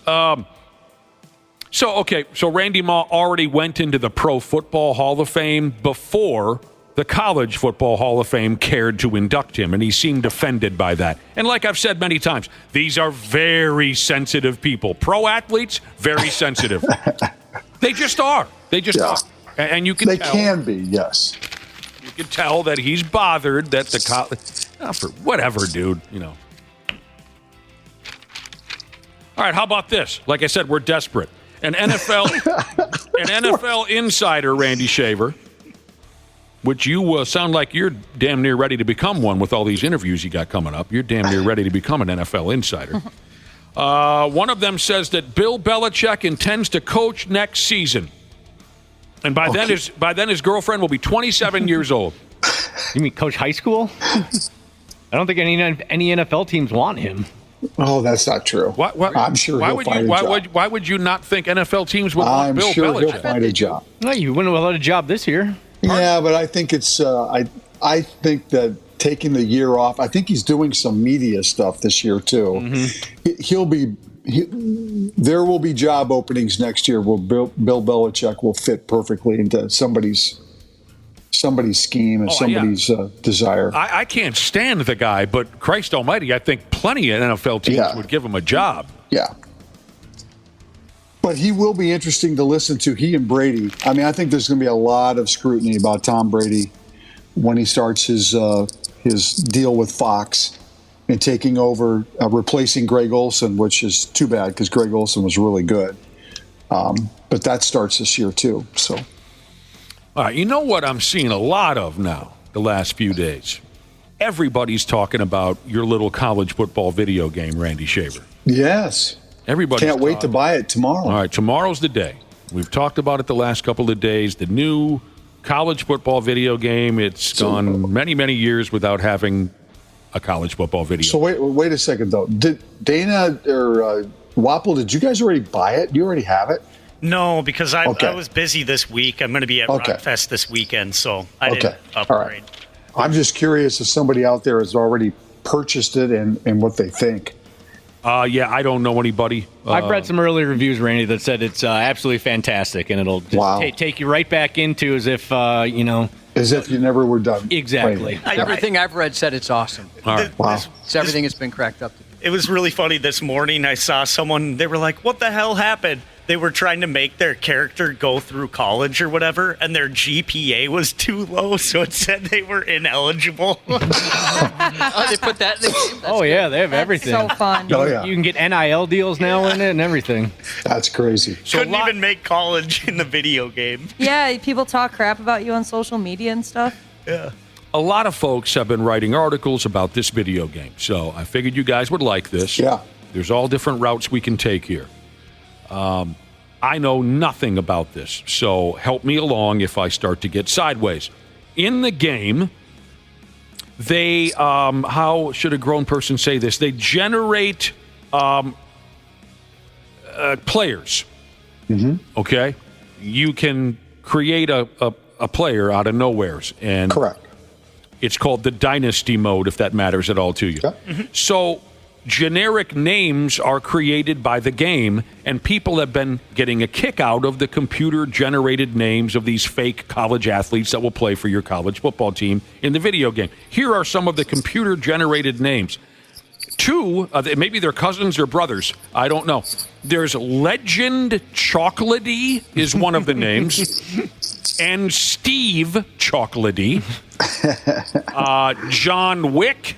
Oh, wow. Awesome. Is one of the computer-generated names. I wouldn't want to go against him. Nope. Heck no. Cesar Shitu is in there. Shaq Virgin. Fred Duck. And Angel. That was my favorite, Angel. Angel. So easy to remember. When you start creating your little fantasy players, whatever they are, get back to me with some of the funny names that they come up with. I think I've told you this before. I know a guy who has the same first and last name. Anyone know anyone with the same first and last name? No, I don't. Yeah. It's an interesting thing. They're Greek. And I don't know if that's commonplace over there or not, but same first and last. Also, in this new video game, and this is where I'm going to have to really bust ass to try to make sense. I think when you create these players, you can keep up on every aspect of their life, really. You can make decisions involving their social life. Yep. That can have an impact on their personal stats and the team chemistry. My God, this is insane. Very, very detailed, very involved. Yeah. So, here's an example. You can decide whether one of your created players should, this is an example they used on a website, should help out a teammate who needs to spend some time with the boys after breaking up with his girlfriend. These are things you can decide, as opposed to just playing the game. Right. You can decide what your player does with his free time. That is insane to me. Yeah, you can you respond to text messages in the game. They show text conversations and stuff like that. That's so sweet. And so if you send your player off to a keg party, maybe he gets a cheerleader pregnant, gets in trouble with the law, and he's not available for the big game against Penn State. Is that how it works? Yeah. They'll ask questions like, hey, Exactly. do we have practice tomorrow? You guys want to go out tonight? Is there a curfew? And then it gives you a series of choices on how to respond. So, so Wapple, you've shown interest in this video game. Mm-hmm. In the game Sims, where you are intentionally brutal and murderous to your Sims characters, when you get this college football video game, will you intentionally maybe get one of your players in terrible trouble just to see how it affects your ball club? Yeah, I probably will. Yeah. See if he has to go down to like a D2 college or something like that. Yeah. Now I need to work my way back up to the top. He turns 21, you get him to go buy some kegs for some minors and get in trouble with the law and see how it affects the outcome of your season. Yeah, so there was a game a while back, Red Dead Redemption 2, and you could kind of choose to be a good cowboy or a bad cowboy, and it would totally change the storyline. Of course, I went the bad route and was killing everyone. Oh, yeah, that's the best. That's the fun route. Randy Shaver, listen to this right here. If you want to know about people who are playing the game right now, well, Cheek Spreader Jesus. That's where I go for all my video game news. That's where I go for my life advice. Cheek Spreader Jesus. He's been playing the game. He said a player texted a girl too many times in a row. She blocked him. It killed his ego, and he did terrible in the next ballgame. I watched that. That one was one of the videos I watched on it. That's brilliant. Yeah, she asked him to a party, and he's overly eager to go to this party with her. So he's been trying to get together with her, and he's so happy she invited him. Yet he keeps texting her. But is this, you guys... You have to remember, these designers have had 11 years to sit and think about how to make this game, even more realistic than it used to be. So it's I can't wait. It sounds crazy. And I'm looking forward to hearing about how much you like it or dislike it. But is that little side element keeping up with your players' social lives, is it too much? And this is why I ask. Well, I'm sure you all remember the Grand Theft Auto video game where suddenly your character needed to stop and have lunch. I hated that. Go to the gym. That was dumb. Yeah. Super dumb. The player would. I think people dig that kind of stuff now. Really? Yeah. I was so thrown by that. I'm playing Grand Theft Auto. I just want the guy to, meet up with some hookers and get in some gunfights. And he had to stop and have some pizza. I was bothered by that. So I'm just wondering will you really get dialed into the personal side of these players? I guess my question is, because there's so many different ways that you can play the game. One of them is that you become a person and you try to make it through college. You are that person. Is that the only way that what you're talking about, is that the only way that you see all of those choices? Or is it because you can do like the mode where you are kind of like the head coach, general manager, you're running like all the players, you're deciding all of those things. Oh, I see what you're saying. So my question is, what Nick is talking about, is that only in the mode in which you are the player and you are trying to make your way through college as the player? Is that why you're making all these choices? So I thought it was I might have this wrong. I thought they called it Road to Glory mode. Yeah, okay. So that's probably why you do it. Yeah, then you're probably just one person making. As I think as Wapple talked about, you can be one person on the team, and you're trying to make the team and be better and whatever. So. I thought it was kind of entertaining because the text messages are perfect, like a young person would text. I'll bet. No punctuation. Like when he says, so again, this college player, he's been asked out by this girl to go to a party, and he responds, like, I've been trying to hit you up to do something, but that one time I asked a while back, you said you had some event, so I was like, okay, bet. And I didn't hit you back up, but it didn't mean that I didn't want to schedule something else, Sounds like a 19-year-old moron. Yeah. Perfect. Absolutely perfect. So another listener, if you want to continue on the gameplay aspects of this new college football game, one listener has texted in from South Dakota. My God. And they say you can take your player through all of college with this game and then enter the draft and then put him in the Madden game. That's correct. And then keep that same player throughout his NFL career. Yep. Yeah, that was actually, we talked about this before, that actually was the fun part of the college football game and the Madden game. They worked in sync together, and you were able to draft players that you played in the college football game. So, yeah, that's a fun aspect of that for sure. College football official Jesus said, you'll love it, Randy. You've been playing a little bit, and you said you're going to love it. That would be funny to be like the head coach of the team and you still get those different options. Exactly. That would be overwhelming. Yeah, your star running back just went to the party, got a D-dub, and got someone pregnant. Now what do you do? Yeah, I wonder if they'll make it realistic, like so-and-so signs, he's got a big contract, and all of a sudden they find a tweet from 8 years ago. Yeah. And then He's been canceled. Well, don't they have, and maybe you guys don't know the answer to this, but do they have the actual real names of players? No idea. Yeah, they do. As long as the players signed off to let them use them. Okay. This was fun to learn, but also frustrating. And then we can move on from this topic. But I read an article, some sports website guy who played the game, played the new college football 25 is what they call it. And he said one fun twist that's already catching fans' attention is how the Minnesota mascot celebrates a big play. And he writes, the Golden Gopher, his name is Goldie, number one. That's the first thing that frustrated me. He's not the Goldie. His name is Goldie. He turns his head. No, he doesn't. He spins his head is what he does. Right. But the article's so funny because this individual was completely unaware. He turns his head around a few times whenever Minnesota makes a big play. And it says here, he really does this at Minnesota football. Yeah, he does. That's why. Outside of that, too. He's awesome. I mean, they make it as realistic as possible, right? I mean, imagine being a college football player, and the NIL has kind of blown everything to pieces in so many different ways.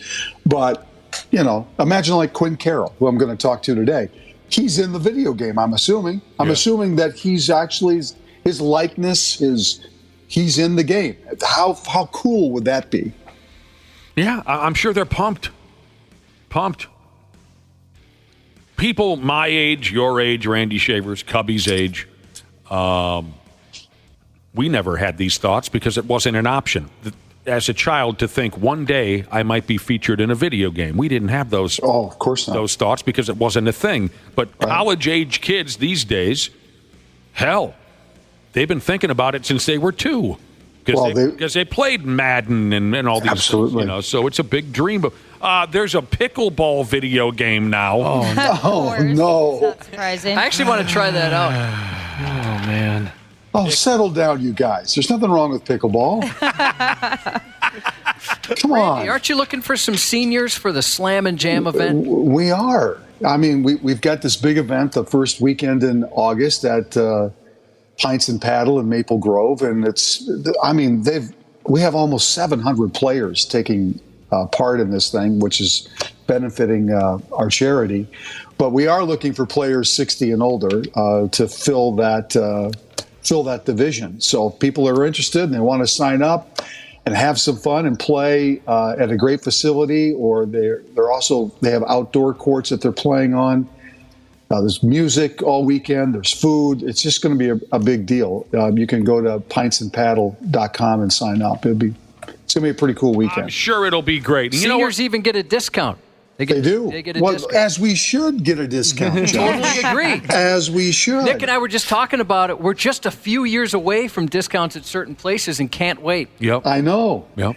Here's what I found, though. You have to ask about the discount because sometimes people won't automatically give it to you unless you say, hey, like at Culver's, for example, they do give a senior discount, but you have to say that. Otherwise, you're not going to get it. Right, because the employees don't want to walk up and say, hey, are you interested in the senior discount and find out the person's 35 years old. Exactly. You know? Right. Yeah, right. Yeah, because, especially if it's like a teenager, because when you're a teen, everybody over 30 is a senior. They're yeah. They're all old. Hey, Randy, now that you brought it up, happy birthday, Culver's. 40 years today. Is it? Are they 40 today? Wow. Today, yeah. F me running. There's a Fantastic. new pickleball. I may have to go eat somewhere and celebrate. Yeah, you should. Just break the routine. Get the senior discount. Yeah, break the routine. There is a pickleball video game now. It's called PPA Pickleball Tour 20 plus 25. It's available on the Xbox, the PlayStation, and something or another. You know what I found out this weekend, Randy Shaver? A gal I went to high school with is one of the bosses over at that Pints and Paddles where you're hosting your tournament. Oh, really? Yes, fantastic. I can show up there and do pretty much anything I want. Fantastic. Love to have you. We need to play again. When is that? When is that again? It's August 2nd, 3rd, and 4th. Okay. In Maple Grove, obviously, at Pints and Paddle. Yeah, it should be fun. All right, then. You ever gone golfing in, how do you call it, Arizona, Randy Shaver? I have not. It sounds hot. I hear things. People go golfing in Florida. There's stinking, what do you call those big, stupid things? Alligators running across the... My brother and sister-in-law go to Arizona quite often to golf. You go to Arizona, they run into coyotes and bloodthirsty dragons. I don't know what they have down there. Alice Cooper. This is kind of a scary. I saw this picture on the internet. Some fellas were golfing in Arizona. They looked down into the cup, you know, where the golf ball is intended to go. And there was a big, fat-ass, hairy tarantula hanging out in it. Oh, Lord. You can see that on 93x.com. Terrifying. We paid our bills. We paid our bills, so we the have website's working. A website again? Who do you think would run the fastest away from something like that? Oh, I would definitely beat everybody in that race. Yeah. Luckily, I don't think they had golfed a ball into the hole yet. Someone just looked in it, and there was that big fat bastard waiting on them. That's crazy because I never do that. I've maybe done it maybe once or twice, like look into the hole before you putt. I'm surprised that they did that. Yeah, because normally you just like automatically reach in to grab the golf ball. Yep, exactly. Oh my gosh, look at that. There's a tarantula in there. You're just praying that you use your hand with the golf glove on it. Oh my gosh. Now you don't want to bare-handed tarantula. I don't wear golf gloves. I always go bareback. Now, I read just here. Feels better. Yeah, one of those guys. Oh, you can feel it so much. You feel it so much Yeah, more. you like to feel your shaft. But they got some really thin ones now, you know. Jesus. What does it say here? They say that this breed of tarantula doesn't pose a deadly threat to humans. I'm not buying that. Still, though, yeah, scare the hell out of you. Yeah, I'd run away from that. When they get scared, they like to get as high as possible too. So if it was on, amen, brother. You get scared, just get stoned. It all goes away. It all becomes funny. It all becomes everything's funny. Yeah. We started the conversation with some audio of Caitlin Clark, 19 assists in last night's ball game. And that's a WNBA record. Yeah. 19 assists. That's Rod Strickland, Jason Kidd, name me some other all-time great point guards. John Stockton type stuff right there. Yeah. She's also the fastest player to 400 points and 200 assists. It only took her 26 games to do that, and she beat the record set by Sue Bird. I think we were just talking about her yesterday. Yeah. Look for Caitlin Clark's mug on the hood of a car when they go through with the NASCAR Brickyard 400 race. When is that happening? The Brickyard 400? That hasn't happened in a couple of years, has it? I don't know. I got a lot of questions for you guys all in one. Because that's at Martinsville? No, that's Indianapolis. Oh. Isn't that this weekend that they're hosting that? I don't know. But Caitlin Clark's face will be on the hood of a Stewart Haas race car driven by a kid named Josh Berry. So is she on the hood because she's representing some company that's part of his sponsorship? Yep. Okay. And the company is a collectibles company called Panini America. Panini. Okay. America. They make like trading cards and stuff like that. Like trading cards? Or do they just straight up make trading cards? Yeah, they make trading cards. Okay. I don't know why you got to try to throw us like that. He doesn't want to give away all the information. I also saw Caitlin Clark at Hy-Vee the other day. Big cardboard cutout of her. Of course she is, because Hy-Vee is a big Iowa chain, and she was big down there. I think that was one of her first sponsors, actually, was Hy-Vee. The Brickyard 400 is what they call it. All right, again with this, the Olympics coming up. BuzzFeed, a website called BuzzFeed. I thought this was really fun and funny. They dumped out 21 of the most memorable moments in Olympic history. They asked their community, the BuzzFeed community, to share moments from past Olympics that they will never forget. Okay? Sure. You talking about Summer Olympics? Oh, my word. I'll never forget that when that guy's head got kicked clean off of his frame. And it was an illegal move. He wasn't allowed to kick in the head, was he, Josh? And he killed the guy. He killed the guy dead right there in front of his wife and kids. And the announcer couldn't believe it.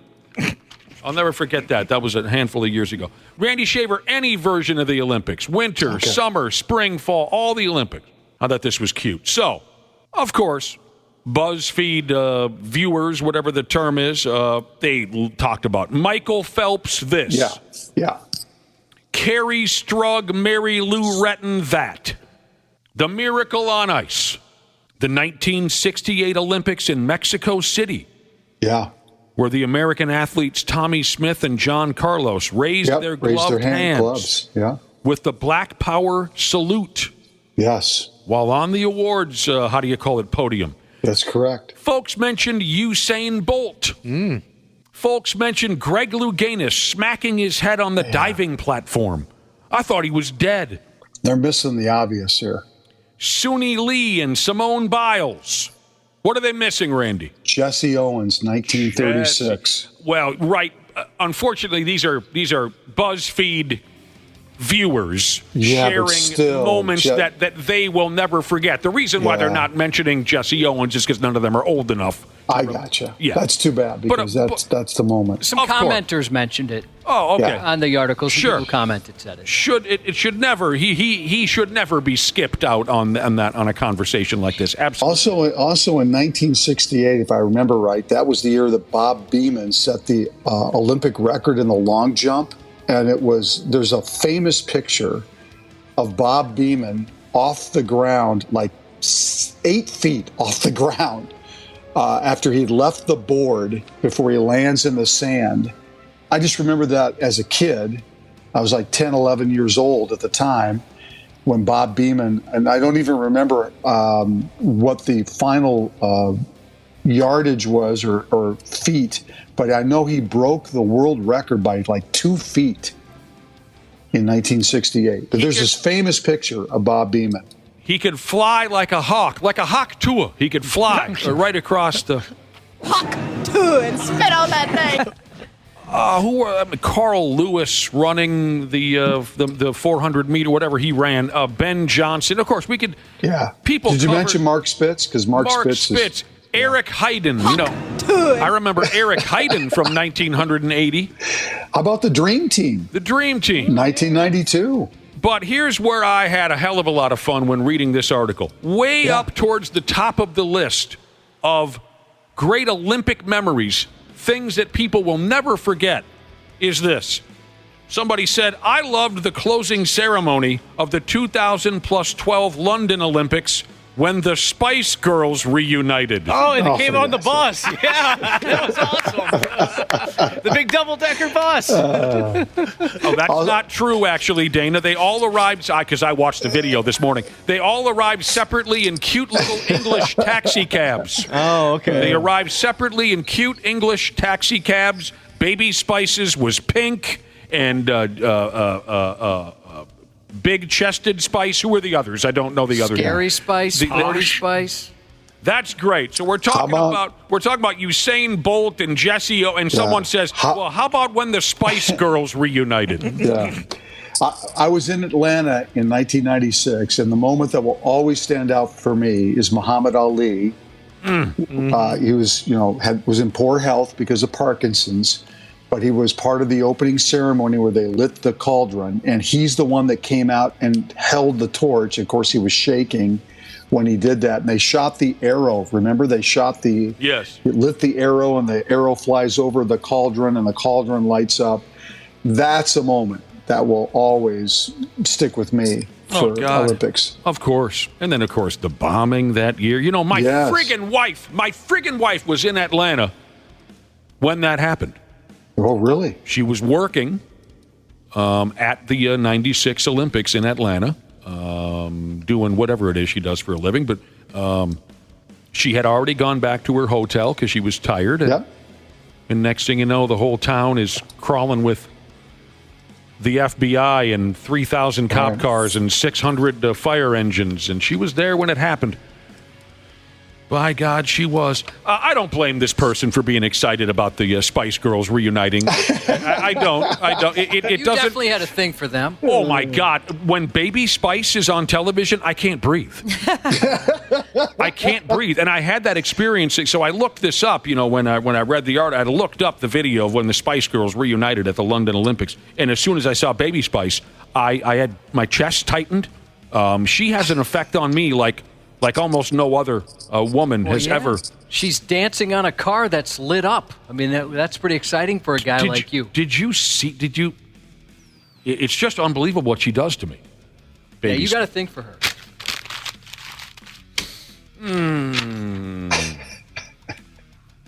This just dawned on me.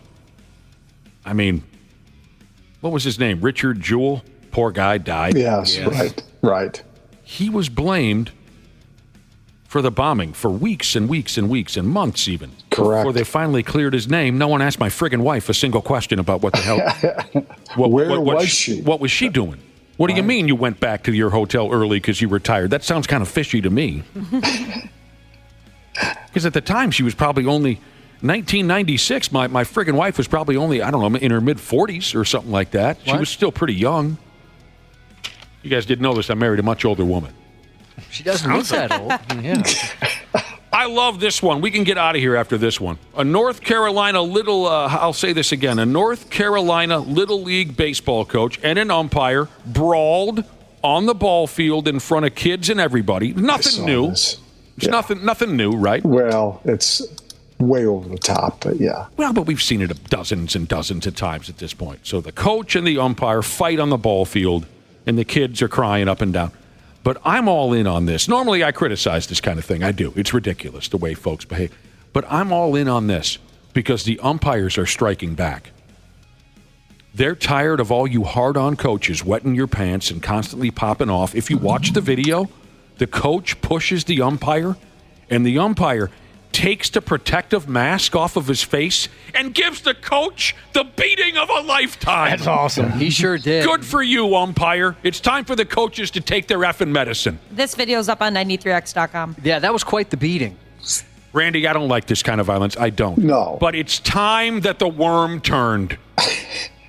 And this umpire said, we've had enough of coaches and parents constantly bitching. What if I tune you up with my protective mask for a while? Will that shut you up? First of all, the coach pushed him. Yeah. He's the one that initiated the contact, and then the umpire responded with that. But it's still, both sides were way out of bounds. It's kind of funny. The other ump, he just stood there. Yeah. I mean, a lot of even some of the kids are rushing in to stop it, but the other ump's like, no, he's got to come in. Yeah. Take that beating. That's exactly right, Cubby. The other umpire said, I'm going to let her buck Yeah, here.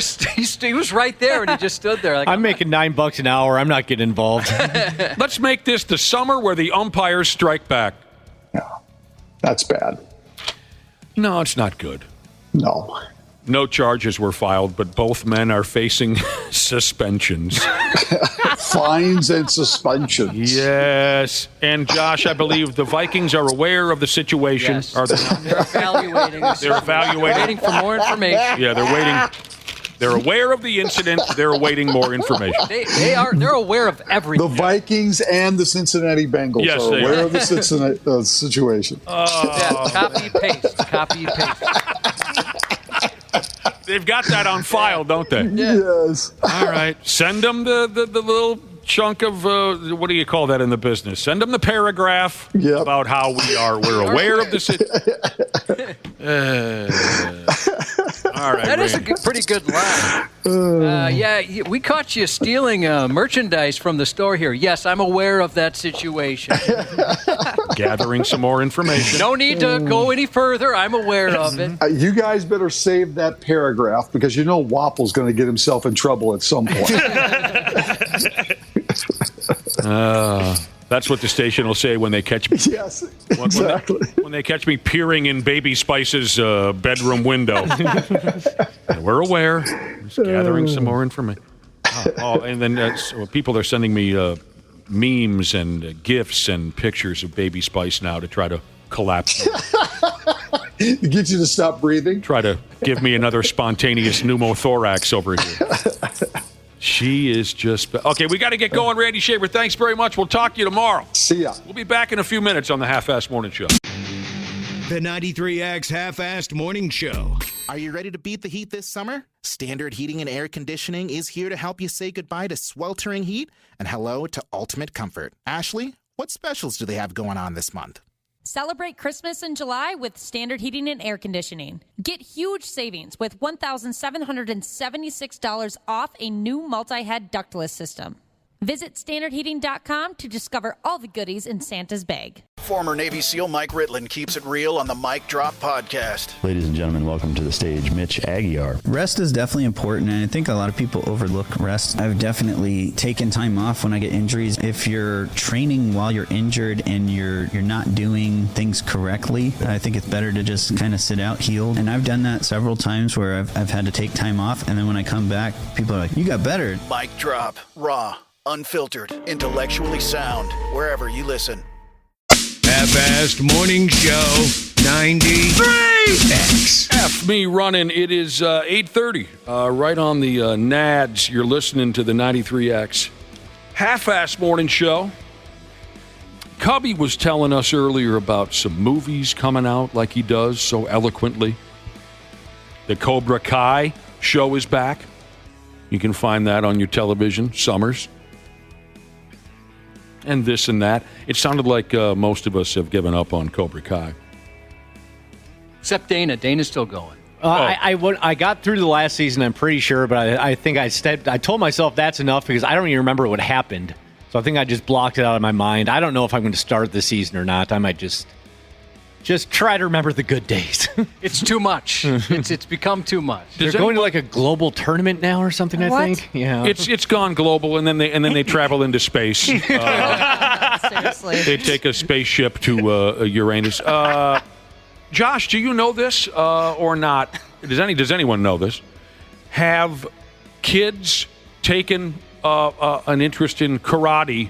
Has there been a spike in kids taking karate classes since Cobra Kai came back into the mix? Yeah, I wonder that, because certainly when Karate Kid came out, that was the case. And that you see people just doing the crane kick wherever they're doing the crane kick.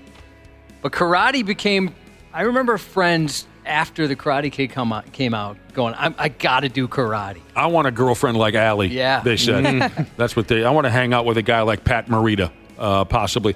You know what I've noticed? I'm sure you guys have noticed it too. Young guys are still doing that, hey, look, I've got a terrible mustache bit ever since that effing Top Gun movie came out. What was that now, 2 summers ago? Yeah, at least. I don't ever want it to stop. I love it. The mustache so thing? Cute. Yeah. Yes. Oh, my gosh. I've got a couple young folks in my family who, they love the mustache. It's stupid looking. It's terrible. That annoying bit still hasn't completely loosened its grip on the young fellas. Movies that created trends in real life. I think I fell for it. Well, I know I fell for it once. When I was 12 years old, we all went out to the movie theater and saw The Outsiders with Matt Dillon, Patrick Swayze, Rob Lowe, Emilio Estevez, Ralph Macchio. Tom Cruise, also, small role in that movie. I mean, he doesn't say much, but he's there.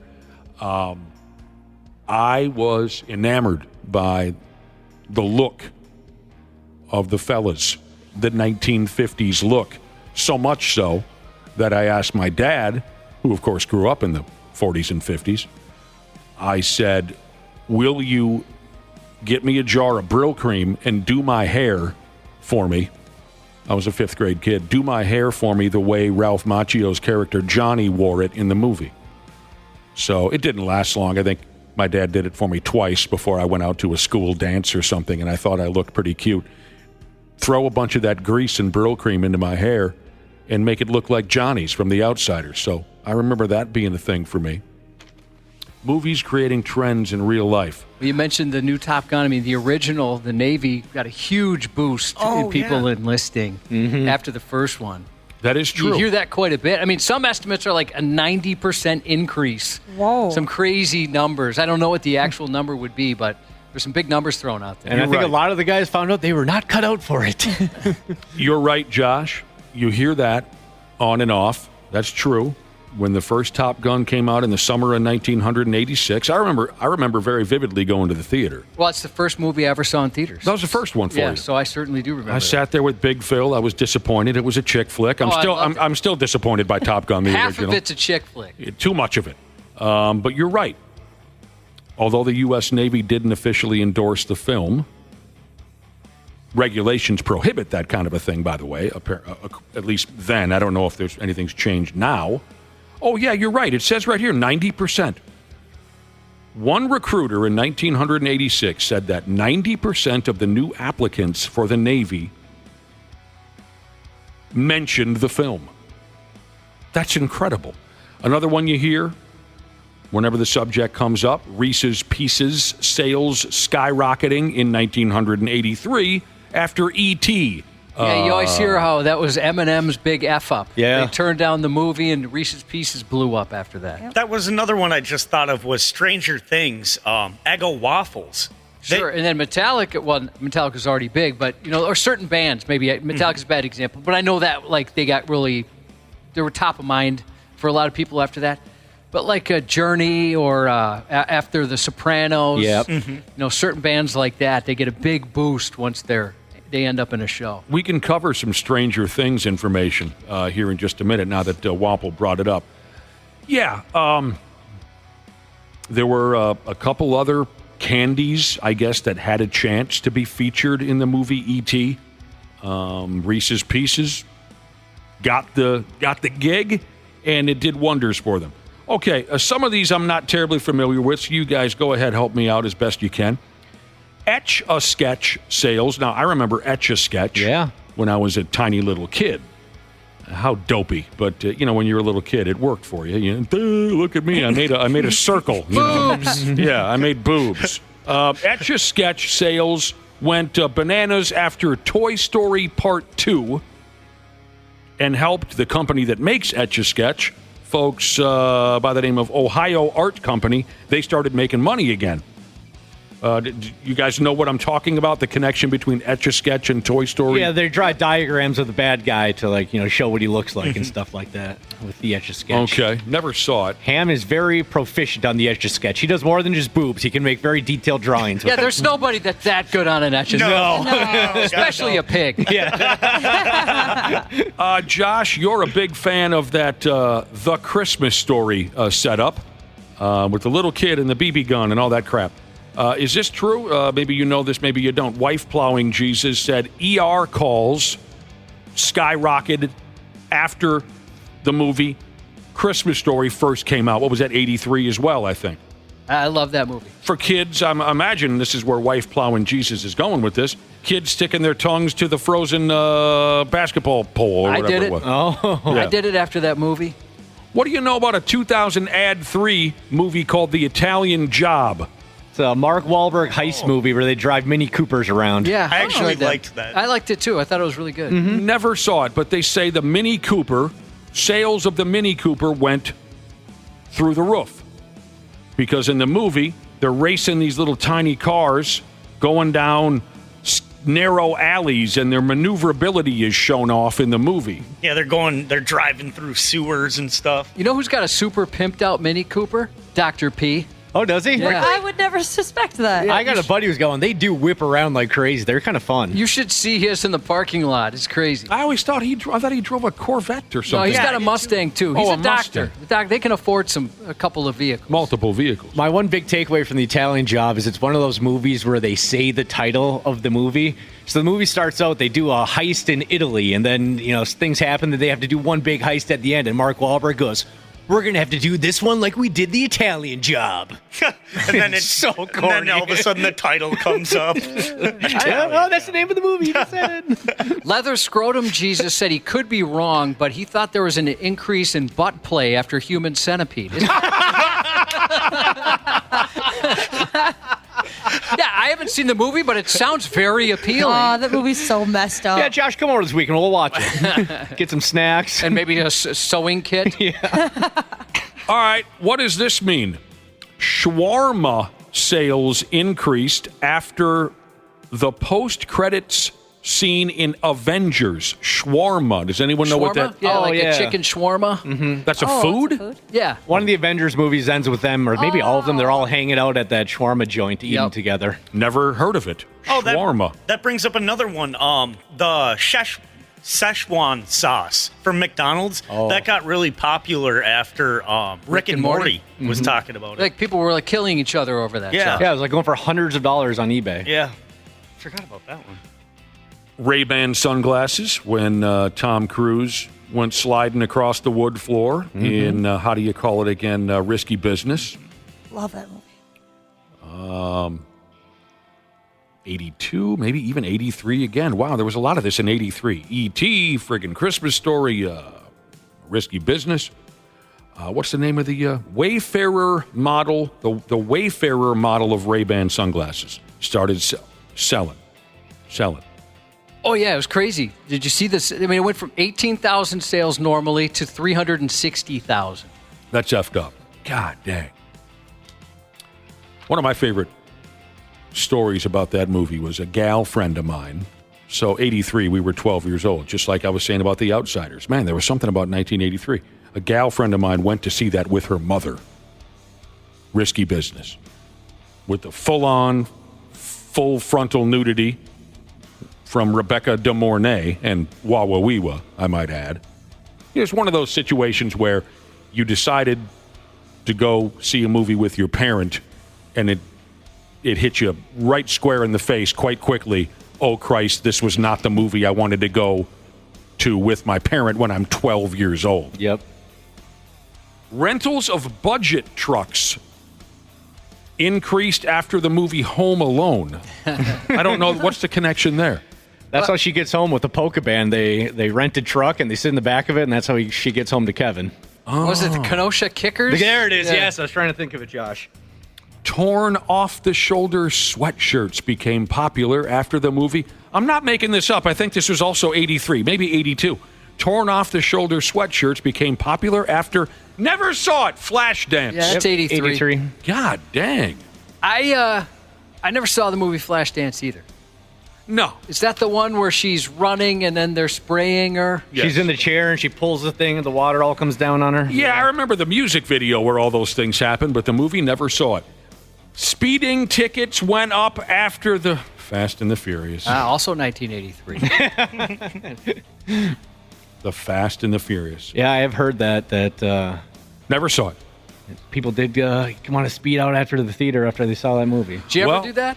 I don't think I've ever owned a car that's well built enough to speed. Well, I mean, you ever just like peeled out as much as your car could? No, not really. It's After never really my something thing. like that? Well, me and my bros were certainly looking for a fist fight in the parking lot of the Excelsior Docks Theater after we saw Roadhouse. Yeah, I was going to mention, like Karate Kid, Roadhouse, things like that. The first thing you wanted to do was fight your buddies. Looking for a fist fight, absolutely.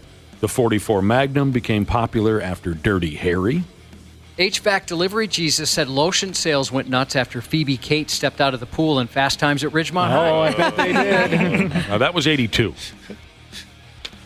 I think I'm right about that. Look that up. Fast Times at Ridgemont High, 82. And on the topic of movies creating trends in real life, and there's probably so many more examples of this that wouldn't dawn on any of us unless it was said out loud. But one more is everybody started buying Dalmatians when 101 Dalmatians hit the theater. Now, I don't know if they mean in 1959 or in 78. And it's been made hundreds of times, it seems to me, at this point. But Dalmatians, everyone was buying up those damn puppies. Yeah, and then the story was in returning them, right? Yeah. And realizing that, boy, this is a difficult dog to own. I know. Yeah. Right. So, was there on that list, did you see, did pie sales skyrocket in 1999 after American Pie? Was not on the list. Was not on the list? Okay. Maybe that's for the best. American Pie. Funny movie. Yeah, I enjoy it. American Pie 2, sort of funny. That's where I ended. American Wedding, garbage. Yeah, I didn't see that. You didn't make it all the way to American Reunion? I think I actually have seen 10 minutes of that on cable. Always tired Southern Minnesota welder Jesus said he thought he heard that car theft went up after Gone in 60 Seconds. Wonder. Isn't that what made Angelina Jolie a household name? Yeah. Was that the movie? Sounds right to me. The 93X Half-Assed Morning Show. There you go. You guys know what we were talking about. We were talking about movies that then create trends in real life, and not just, I saw Smokey and the Bandit and I wanted a Trans Am, or I saw the.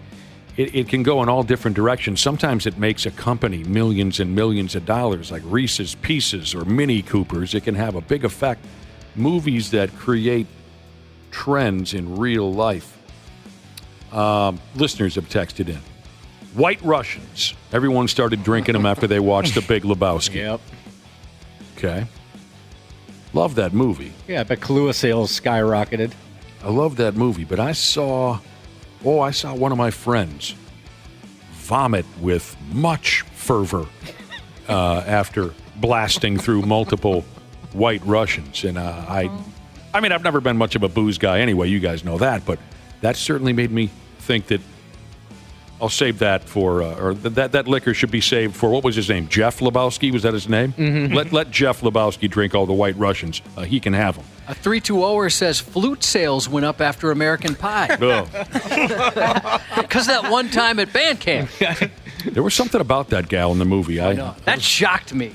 What, did that scene shock you? Oh, man, that's probably what made it so funny, right? I was not ready for that. Is this true? According to one listener, everyone wanted to be a biker after Sons of Anarchy never saw it. Yeah, kind of true. Yeah, I would say that's probably true. Everyone wanted to be a cowboy. Yellowstone. Yep, that's another good one. Clownfish sales, whatever that is, went up after Finding Nemo came out. Oh, yeah, that makes sense. I wanted a little Nemo. Okay. This person says everybody wanted to become a firefighter after the movie Backdraft. And apparently because they wanted to have sex on top of a fire truck. Yeah. Heck yeah, who doesn't? And leave the undies behind. With, what was that actress's name? I always thought she was very, very sexy. What was her name? Oh, she was all over the place in the 80s and early 90s. She had 3 names, I believe. Jennifer Jason Leigh. That's it. Jennifer Jason Leigh or Leigh. Okay, so Stranger Things, the program Stranger Things is still happening? It is. They're coming up their last season. Aren't the kids in their 30s by now? How are they going to sell the show now that the kids are 30? I think they're in their 20s. But I have no idea. Who's big on this? Who's a big fan? I never seen it. I am when it comes out. I don't pay attention to like when the next season's going to be released, but I watch it. You only watch it when it comes out? She only watches it when it's out. I mean, I don't really care. Like, I don't know any of the actors or actresses' names. Or Fair anything. enough. You're not buying all the merchandise you see at Target and stuff like that? Fair enough. It seems like a show that I would love. I only kind of liked it. I watched season 1. And that was it. I don't know. You guys tell me. A few years ago, it's all anybody wanted to talk about. Oh, yeah. Big time. Huge. Absolutely. Oh, huge. my God. The Stranger Things kids are lost in space or whatever happens. I never saw it. And speaking of merchandise, Stranger Things is getting their own series of candles from the folks at Bath and Body Works. Okay, so make sure you go out and you limited edition candles that will, they say, bring nostalgic 80s vibes. Okay, I forgot that. It's based in the 80s? Yep. Does that mean they have, Josh, does that mean they have a cool soundtrack at least? Boy, I don't remember that. I only watched the first season. I don't remember can anyone tell me? Or are they not allowed to play licensed music? Like I would think if it was based in the 80s, they'd play all kinds of Loverboy and Journey and maybe some Motley Crue. Yeah, maybe. I don't remember. Okay, Yeah, fair I never enough. pay attention to that. Enough. All right, I get it. You guys don't pay attention. I don't know why I'm blowing Yeah, up. you asked the question. I don't know why. They play a lot of D&D. I remember that. I remember that being big in the 80s. The candles are inspired by the smells and tastes of Hawkins, Indiana. That's where the show is based, a town called Hawkins, Indiana. There are 4 candles. One is called Steve's Scoops, that has hints of vanilla ice cream, waffle cone, and sprinkles. Argyle's Pineapple Pizza. You can imagine what that might smell like. Hopper's Coffee. And, of course, it says here it wouldn't be a Stranger Things collection without its main star, Evelyn? 11. Jesus. 11. And her candle appropriately titled 11's Blue... Oh, Nope. not blue waffles. There's no blue. Jesus, I knew I wouldn't be able to get through this. Not Eleven's Blue Waffle. My God. 11. 11's Waffles. 11's Waffles. Yeah, she has to have the waffles. Oh, I would love to have a candle like that. That sounds delicious. $30. $30. They're doing a lot of those themed candles, you know? I mean, you can get candles that smell like your favorite electronic. Like you want a iMac scented candle, things like that. It's crazy. I want burnt cord, please. Burnt electrical cord? Yeah. I'm sure it exists, Waffle. Yeah, I've always thought, Waffle, you kind of smell like Gollum from the Lord of the Rings movies. What I'd imagine he'd smell like. Yeah. Maybe they could make a candle out of that. Or Captain Jack Sparrow. Or like a wolf man or something. I want a candle that smells like a worn-out, breaking down dehumidifier. Can I get that? I've got one of those for you. A tired-ass dehumidifier. I actually know that smell. Do you? Well. Yeah. Barely chugging along. Yeah. I still thought it was great a few years ago for Christmas. Not that we ever expect any gifts ever from our listening audience, but there was a listener who sent me a Olivia Newton-John candle. Oh, as if she was an angel. It was after she passed. Oh, I remember that candle. That was beautiful. Knowing what a big fan of Olivia Newton-John I always have been, I think I've seen, I believe it's celebrities who pass, some company makes a candle with their image on the glass, and they are dressed as an angel. They don't. Yeah, they don't even have to be passed. Oh, they don't. No, like I got my mother-in-law Dolly Parton one. You can find anything. Yeah, they're dressed as like a saint or a pope. That's it. Not an you angel. You get like a Madonna one. I bought my wife a Wonder Woman Madonna one. Not Madonna. Madonna. By the way, people are saying that there is a great soundtrack after season 1, especially. That's when they started doing more rocks. I don't remember from the first season, but I know Metallica. That's what I was referencing earlier. Metallica blew up again during Stranger Things. Right. I'm guessing Motley Crue. I was just going to say, I'm guessing in season 2, Josh, after it exploded, their music budget probably went up quite a bit, and they were able to get the licensing for a lot of those big songs. Oh, and I'm sure a lot of them were like, hell yeah, put us in your show. Yes, please put us in the show. All right, here we go. It was Vertically Challenged Cheeses who sent me the Olivia Newton-John candle. Cute gift. Thank you again. All right, we got to bolt on out of here. Yeah, there's quite a few of those things. I should look, see if there's got to be some rock star ones, right? Like, I bet a Vince Neil one wouldn't smell very good. That might be kind of rough. Oh, no. Yeah. Oh, man. You want a roommate to move out? Light the Zach Wilde candle. Oh. Dude, I think that'd be too flammable for a candle. I don't think you could do that. Happy 45th to Hannah from Jake, Ella, Amelia, and Finley. Happy birthday to Heather from Union Drywall Jesus. And Uncle Bitch Jesus texted a happy first birthday to his little boy Dominic. The 93X Half-Assed Morning Show. 93. The 93X Half-Assed Morning Show podcast is sponsored by Standard Heating and Air Conditioning. New episodes drop each weekday. If your podcast platform has ratings, go ahead and give us 5 stars and maybe give our enemies 1. Thanks, and here's a word from our sponsor. Celebrate Christmas in July with Standard Heating and Air Conditioning. Get huge savings with $1,776 off a new multi-head ductless system. Visit standardheating.com to discover all the goodies in Santa's bag.